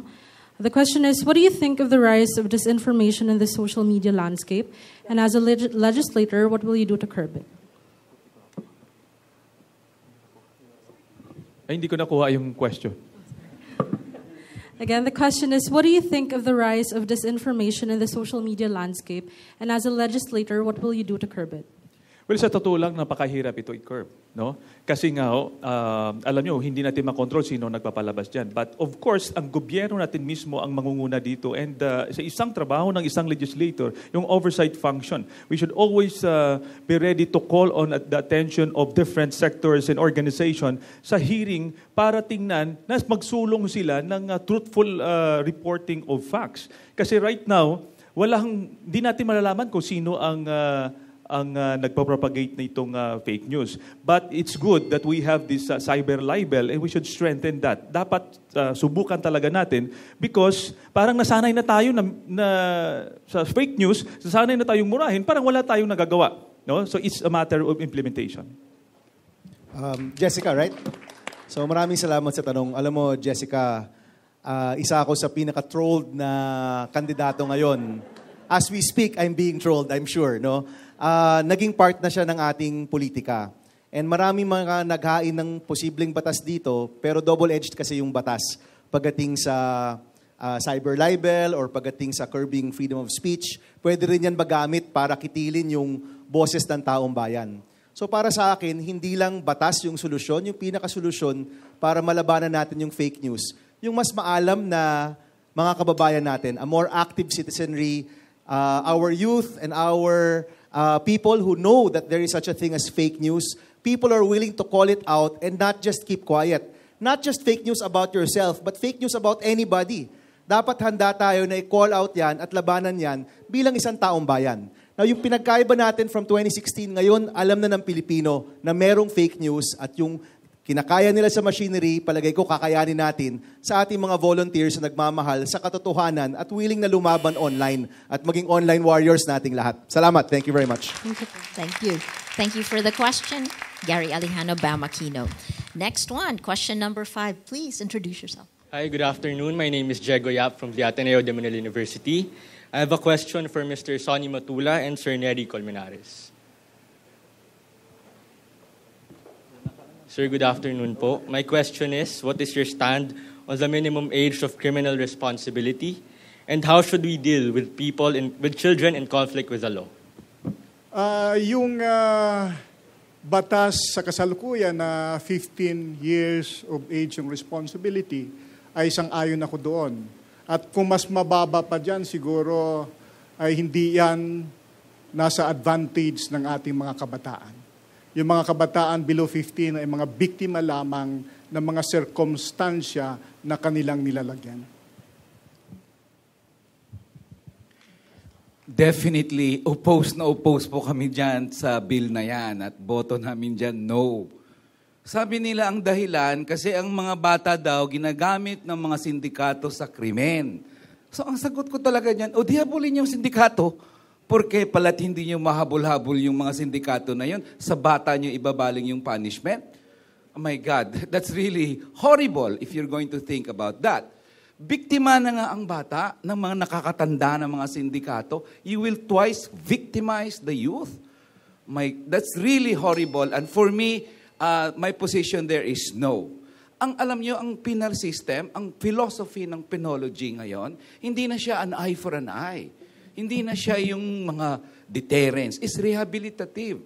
At sa karanasan natin, pag kinulong mo ang bata, lalo pa nga, chances are, lalong maging criminal yon. So tama lang ang posisyon ng karamihang mamamayan, no sa lowering of criminal age of criminal responsibility. Maraming salamat po. Thank you. Neri Colmenares, Sonny Matula. Up next, 6th question, please. Hi, good afternoon po. I'm Jinky Esguerra from Philippine Movement for Climate Justice and Green Thumb Coalition. My question is addressed to Senator Bam Aquino and Mr. Romy Macalintal. As you all know, our country, the Philippines, is the most vulnerable, among the most vulnerable countries to climate change. Like super typhoons, we have sea level rise, the longer droughts. So how do you think how can we reduce the vulnerability of our country to these impacts based on the 4 thematics of Philippine Disaster Reduction and Management Act, or RA 10121? And by the way, the 4 themes are 1, preparedness and prevention and mitigation, 2, preparedness, 3 is response, and 4th is rehab and recovery. Para sa akin kasi, matagal na nating problema yung climate change. Ano, climate change dahil sa napakadaming destruction sa ating environment. Yung mga punong kahoy na lamang ay kung ano nung ginagawa ng mga illegal loggers. Tayong mga estudyante, Ateneo, Lasal, laging naglalaban sa basketball. Bakit hindi kaya paglabanan ninyo na adopt a forest, adopt a mountain, na panot ng punong kahoy? Paglabanan ninyo, sino kaya sa inyong dalawa ang makakapagtanim ng magagandang punong kahoy? At pag-aralan ninyo, palagay ko kung ang lahat ng mga eskwelahan ay lahat i-require nila na magtanim ng isang punong kahoy ang bawat mag-graduate sa atin, ay hindi maproblema ang climate change sa ating bansa. Kaya hinahamon ko ang lahat ng pamantasan, wag lamang basketball ang pag-usapan natin paglabanan. Pag-usapan natin, adopt a forest. At doon, magtanim tayo, tingnan natin kung sino mananalo, kung sino may pinakamaganda, at tiyak, gaganda ang ating kapaligiran. Thank you. Bilang isa sa mga pinaka-vulnerable na bansa, kailangan nangunguna tayo pagdating sa climate change legislation. No, kailangan nangunguna tayo sa buong mundo at pinapakita natin na ang isang bansa gaya natin kayang makipagsabayan sa ibang mga bansa pagdating sa pagproprotekta ng ating kalikasan. So yun, napakahalaga nun. Now, pag nakita mo yung cycle ng disaster relief, preparedness, disaster relief, etc., ang kulang talaga sa atin yung rehabilitation. Yung preparedness, through the years, I think we have improved greatly. Makikita mo yan dun sa pagbaba ng dami ng mga namamatay. Pero yung kulang talaga natin at hinahanap ng ating taong bayan, yung kakayanan natin na mag-rehabilitate kaagad. Maayos yung mga bahay, maayos yung infrastruktura, makapagbigay ng tulong kaagad sa mga nasalanta. Yun yung isang bagay na meron pa tayong pagkukulang. But climate change is already part of our lives. Nandiyan na yan. Hindi dapat tayo nagugulat kapag merong nangyayaring dilubyo. Dapat handa tayo, hindi lang at the point of disaster, but more importantly, to be able to stand up and build back better. Salamat. Thank you very much.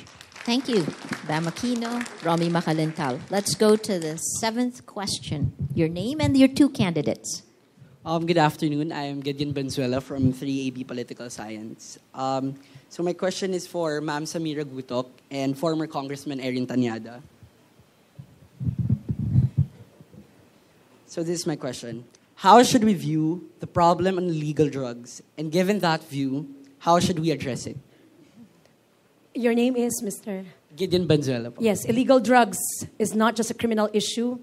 It is at the root of our problems as a society. Hindi tinitingnan kung saan nanggaling ang depresyon o kakulangan ng serbisyo. Why do young people engage? Why do elders engage? Why may mga sindikato? Tinatanong ba natin ang roots of criminality, roots of drugs? Illegal drugs must be targeted at the source. Are we guarding our waters that bring in the shipments ng tonelada at pinapatay natin ang mga naka-short pants na mga bata at mga kabataan at tambay? It is not about a grieving a woman. It is about a grieving population that is threatened by a societal issue of not addressing it at the roots. Importante po, government should address the structural, the governance issue, the corruption from within, that we are not able to address the PIDEA concerns, and we should also address why the young people do it. As a senatorial, I will look into that. Thank you. Samira. Erin. Yes, thank you. It's a social issue. It's not a criminal issue. So what we have to do is ensure that the infrastructure in rehabilitation and restoration of our young people who are involved in drugs are in place. Ang problema po natin, kulang po tayo sa government support dyan. As a matter of fact, ang rehab natin, mas marami ang private kesa sa gobyerno. So ito yung kailangan po natin bigyan ng pansin. Pangalawa, syempre, yung usapin ng supply, kailangan habulin po yan ng ating gobyerno. Hindi yung maliliit na pushers, yung big fish, katulad ni Peter Lim, hanggang ngayon, nawawala, hindi pa nahuhuli. Yun lang po. At just to go to climate change, meron po tayong batas na kailangan ma-implement. No? Yung People's Survival Fund, please look into it. That is a 1 billion fund every year na dapat magamit ng mga communities para sa mitigation ng effects ng climate change. Sayang po yan. Thank you. Thank you, Erin Tañada, Samira Gutoc. The last crowdsourced question. Up to the mic, please. Good afternoon. I'm Vincent Lazatin. I'm a 4th-year student. No. I'm a good governance and anti-corruption advocate, but this afternoon I asked my question as the host of a vlog called Right of Way, which covers traffic transport and road safety. So before I get to my main question, lightning round. For all the candidates, just a quick yes or no. If elected to the Senate, if you don't already, do you commit to ride public transportation at least once a month? A simple yes or no, starting with Gary Alejano. Yes. Samira, yes. Bam, yes. Macalintal, yes. Everybody, yes. Okay, good. Okay, the main question. A year ago this month, 19 people died when the bus they were riding fell into a ravine in Sablayan Occidental, Mindoro. In the same month, 7 people died in Taal, Batangas when a 10-wheeler truck plowed into them at a roadside eatery. Each of the drivers of those 2 vehicles claimed they lost their brakes. In fact, if you do a quick search on the internet of road crashes involving trucks and buses, in a majority of them, the driver will claim that he lost his brakes. Without a better understanding of what really causes these crashes, was it driver error, bad road design, substandard vehicles? Then we are doomed to continue to suffer from road fatalities and injuries. The World Health Organization estimated that over 11,000 people die annually in road crashes in the Philippines. They are the #1 cause of death for 15 to 19-year-olds. So I'd like to address a question Since we are in the land of blue, I'd like to address the question to the two men wearing green. Chel, Diokno, and Erin Tañada. My question is, what is your understanding of the problem of transport-related deaths and injuries, and what you propose is the solution?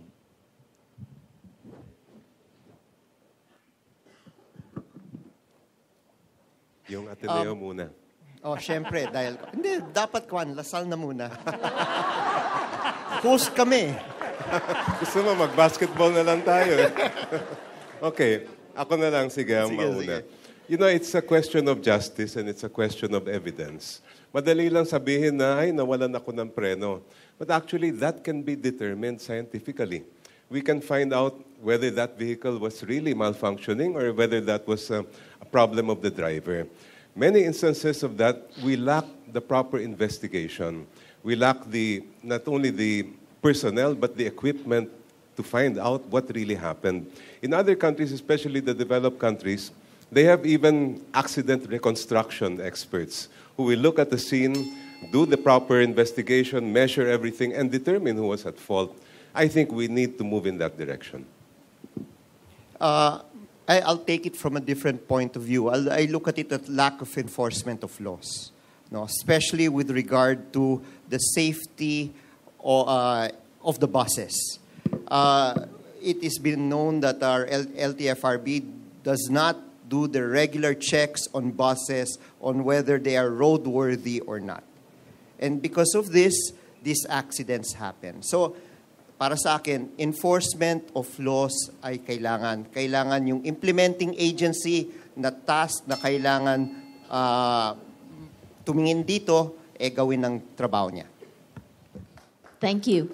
Thank you both, Chel, Diokno, Erin Tañada. Thanks, Vince. We have one more question. There was a pahabol that came in from the crowdsource. Please go up and introduce yourself. Hi, good afternoon. I'm Christina Masahon, and I would like to ask a question to Attorney Macalintal and Sir Leody. Would you support charter change? Why or why not? You know, when you speak of charter change, there are two things to be considered. When you change a provision of the charter, you make an amendment or do you make a revision? When you amend only a certain portion of the Constitution, and when you revise the entire provision of the Constitution.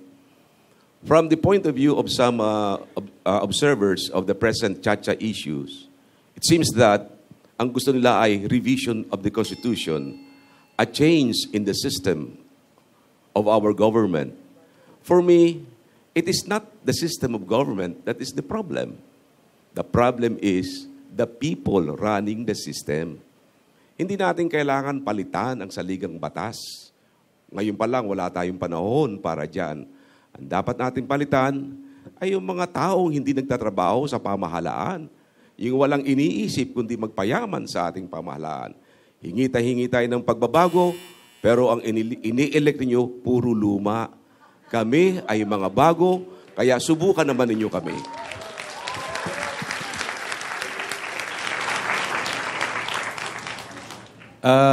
Kung charter change, ako sana gusto kong baguhin pero hindi sa panahon ngayon ni Pangulong Duterte.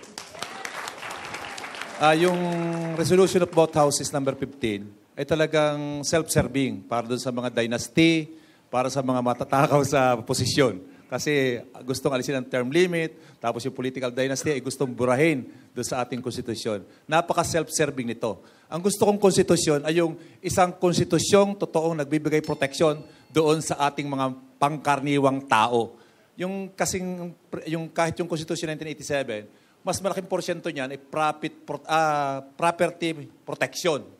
Kaming mga manggagawa at mga mamayan, wala nang property, kaya wala kaming pinoproteksyonan doon sa konstitusyong yon. Gusto ko rin namin baguhin. Kaya lang, yung RHB 15 ito, hindi dapat ito. Mukhang para kay Duterte lang to. Maraming salamat. Thank you. Thank you so much for the questions. Okay, you have been watching hashtag the leader I want. 9 senatorial candidates from Otso, Diretso, Makabayan, and Labor Win. We're going to take the last break, and then when we come back, you're going to hear the parting words from these 9 candidates. I'm Maria Ressa. We'll be right back.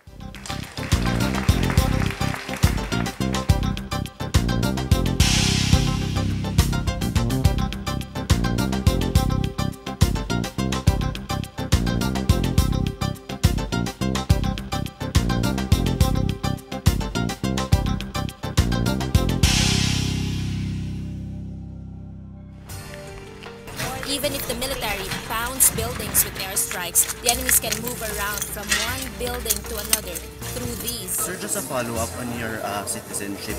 We understand that you are not a U.S. citizen now, but at any point... No, I am not. I am a Filipino. I have always been a Filipino.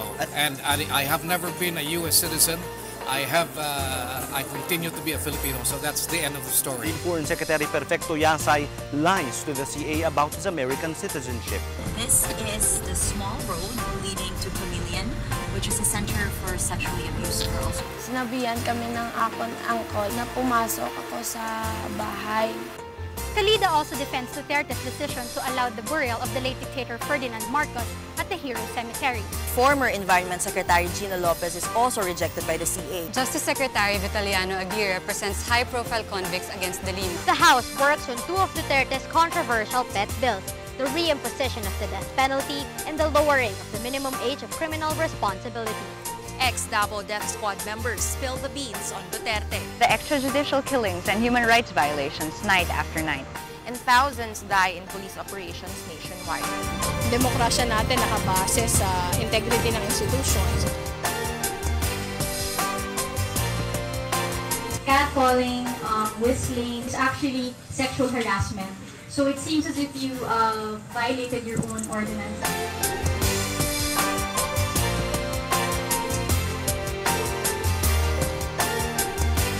Plus, with traffic already this bad in the metro, there will be less driving anyway.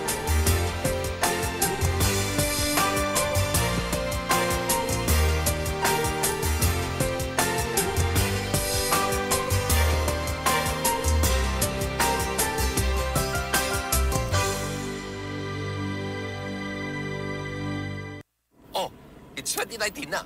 Ano ba plano mo? Dad, it's been... I know. So when? Luis, kailan mo ba ako ililibre? Libre? Game! Easy! With the new Shakey's 2019 meal deal. 2 pizzas, 2 pastas, chicken and mochos, salad and drinks. Plus the new apple crumble pizza. And a free super card. All for just 2,019 pesos. Ano ba talaga plano mo? Kain na lang, Dad.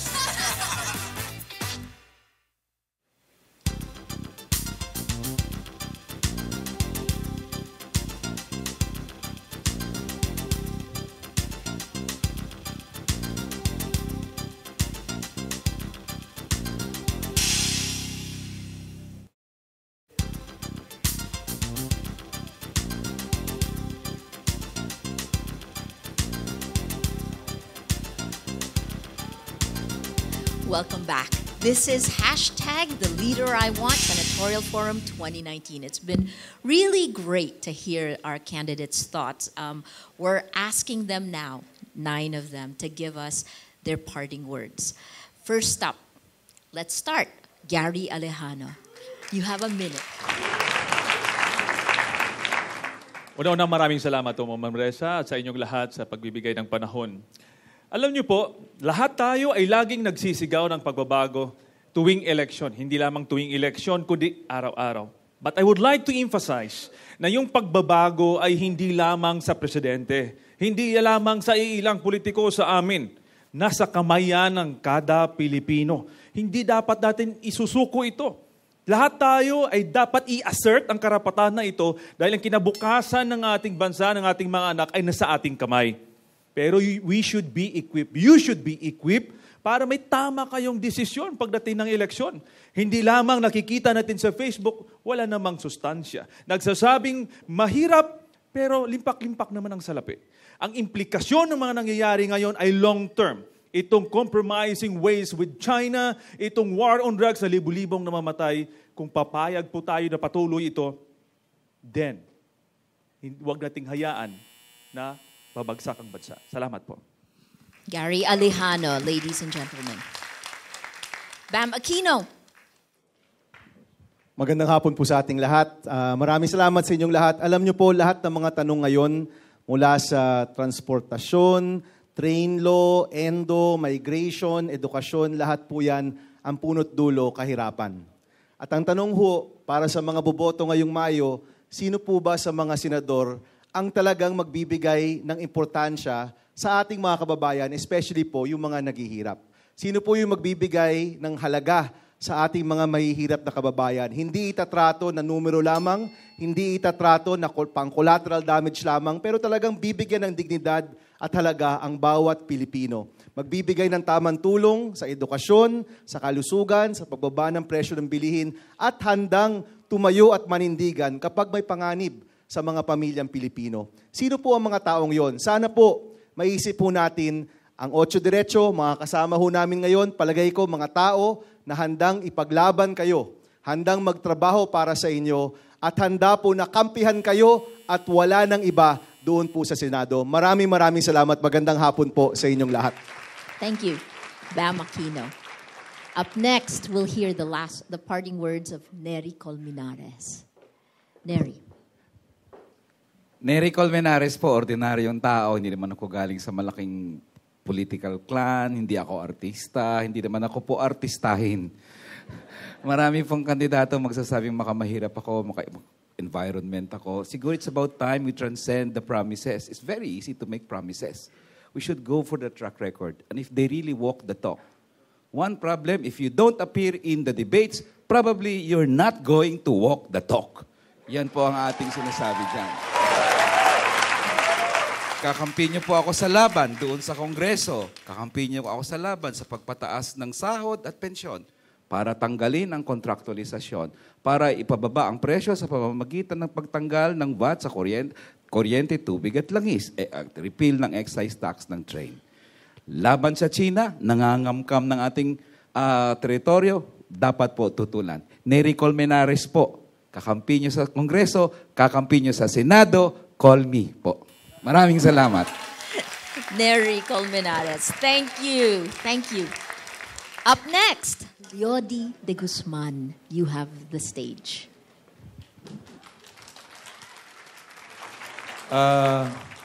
Maraming problema, pero may puno yung problema eh. At tingin ko, ang puno ng problema ay yung paghahalal ng ating mga kapitbahay, ng ating mga kababayan, ng mga taong ang interes ay hindi naman para sa bayan, kundi para sa pamilya. At para magawa nila yon, gumagastos ng limpak-limpak na salapi. 420 million na kaagad. Ngayon pa lang ang nagagastos. Ay walang pag-asa talaga pagkaganyan ng ating klase ng politika. Kailangan bagong politika ng masa na nakatuntong sa interes ng bawat individual na mamayang Pilipino. Iligtas natin ang bayan. Ang ating bayan ay perlas ng silangan. Huwag na nating hayaang maging silangan na lamang ang matira. May pag-asa pa tayo. Mabuhay kayo lahat. At Leody de Guzman, number 23 po sa balota. Maraming salamat. Thank you. Leody de Guzman, thank you. Chel, Diokno, you have the stage. Kaming mga Thunders, actually marami kaming kasalanan sa inyong mga kabataan.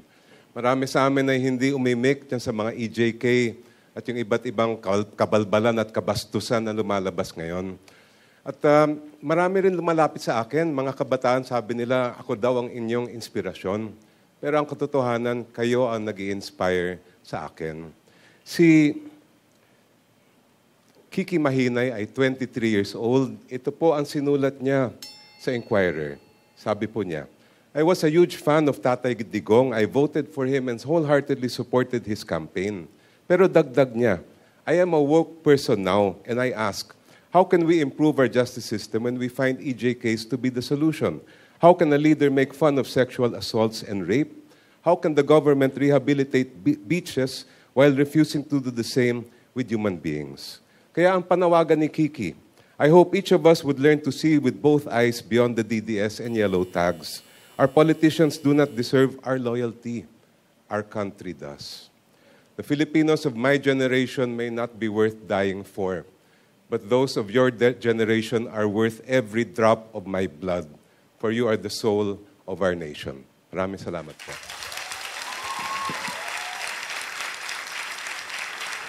Chel Diokno. Thank you. The soul woman. Samira, Gutoc, you have the stage. Sa'yo, kababaihan, young woman who intimated to me that you experienced sexual violence in that campus that refused to release the records of that 2 men who did something harm to you. I will fight for you. To women who are solo parents, naiiwanan ng asawa, ng OFW, wala man lang annulment decree, hindi man lang nagkorte, honorable decree of annulment, I will fight for you. Kayong mga senior citizens, wala pong nagpa-fight for you that are for your activities, for your our barangay health workers, I would fight for you. Ako po, hindi ni barangay dinaanan. I've never been elected. I've just been appointed 1 year under President Aquino as a legislator, 3 months, 5 months under President Duterte. But I resigned because of a rape joke. There's this woman, she's Muslim. Other people think she's conservative. She can't enter a church. Tinrol siya, binasha 27,000 times. But I'm here to say, I'm a bridge. I'm a bridge of friendship. I'm a bridge of relationship. Now's the time to remove borders. Now is the time to remove all the blindness that we are undergoing. Samira Gutoc po, ready to serve you. Thank you. Samira Gutoc, thank you. Romy Macalintal, the man with the golden voice. You have the stage.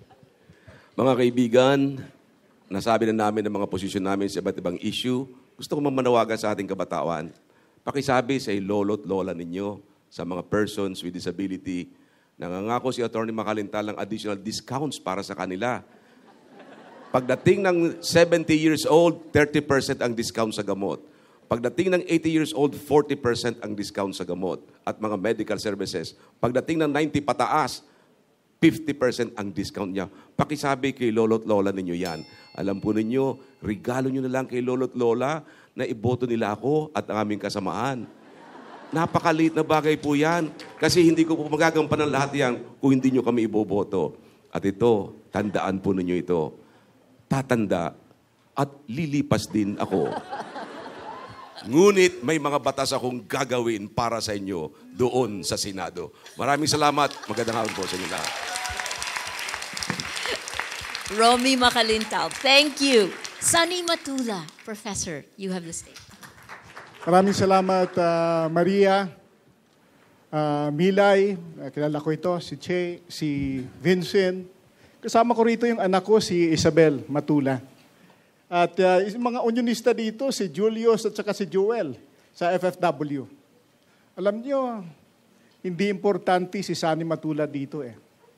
Ang importante, ang agenda ng mga manggagawa sa Senado. At palagay ko, ang pangkalahatang kapakanan ay hindi makakamit kung wala ang agenda ng mga manggagawa sa Senado. Sinabi ko ito noon at sasabihin ko ulit, ang mga manggagawa ay huwag matakot sa kapangyarihan. Dapat panghawakan ng mga manggagawa ang kapangyarihan para makamit natin ang direksyon para sa pangkalahatang kapakanan. Sa darating na Mayo 13, 2019, ilagay natin ang agenda ng manggagawa bilang pambansang agenda. Alam nyo, si Lee Kuan Yew, labor lawyer, katulad ni Atty. Sonny Matula, ay dahil ang agenda ng manggagawa ang dinala niya, kasama ang manggagawa sa parlamento, ang isang third world country ay naging first world country, ang isang sleepy village ay naging center of business all over the world. Kaya dapat mabago na natin ang ating sitwasyon, manggagawa naman sa Senado. Maraming salamat. Salamat po. Sonny Matula. And when you go alphabetical order, the man in green, Erin Tañada, you have the stage. Maraming salamat po, Rappler. Maraming salamat po, mga tinista at sa lahat na nanonood po. Kung gusto po ninyo ng isang Senado na matapang, kung gusto po ninyo ang isang Senado na independent, kung gusto po ninyo ang isang Senado na makabayan, o kung gusto ninyo ang isang Senado naghahanap ng solusyon, dapat po iboto po ninyo yung mga tao talagang karapat-dapat. Hindi takot humarap sa kahit anong forum porket sila'y mataas sa survey. Ang importante po na kayo mismo, hindi lamang boboto. Kung gusto ninyong baguhin ang imahe ng Senado, kailangan po lahat tayo lalabas sa ating paaralan para ikampanya o mag-educate ng ating kapwa. Dito po ako nag-aral, sabi na lolo ko, Erin, kung gusto mo malaman yung kalagayan ng ating lipunan, pumunta ka sa mga manggagawa at magsasaka. Dito sa Ateneo, nakatulong po ang iba't ibang mga professors dito para malaman ang kalagayan ng mga manggagawa at magsasaka. Kaya importante po, kung kami inspiration ninyo, kayo po ang magiging inspirasyon po namin kung kami po ay may lalagay sa Senado. Erin Tañada po, number 59, Otso, Diretso. Thank you, Erin Tañada. You've heard from 9 of our candidates now. We need to say thank you to them for coming and sharing your views with us. Thank you, too, to the School of Social Sciences and the Department of Political Science for making the first leg of our forum possible. So, please, take out your cell phone. Let's try this. We ask everyone here to take out your cell phone. You know that, pull it up and pull out the light. I know, weird, no? Pull out the light. We ask you to light it up, raise it up. We're shining the light, right? Shine the light. Shine the light. This is all the students of Ateneo who made this possible, who ask for the facts. Thank you to all of you. I'm Maria Ressa for the Rappler team. We will shine the light. We want to vote for a better future. Let's all vote wisely. Thank you for joining us.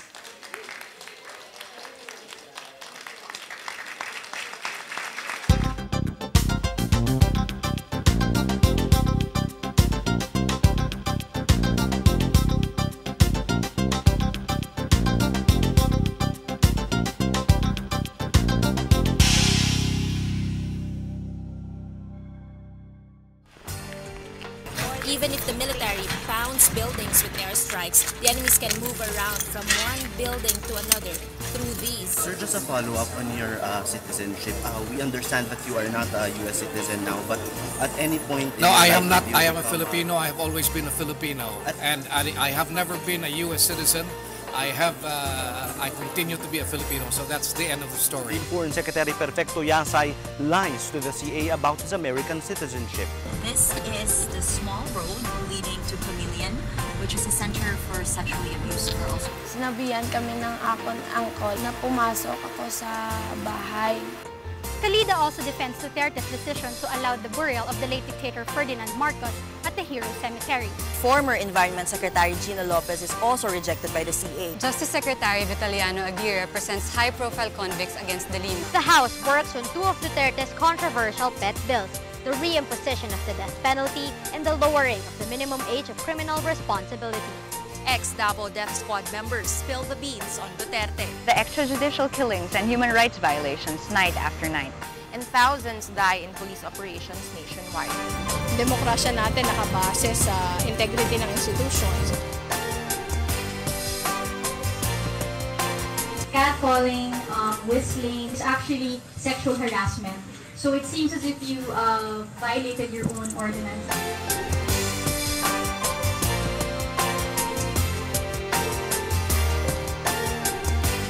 Plus, with traffic already this bad in the metro, there will be less driving anyway.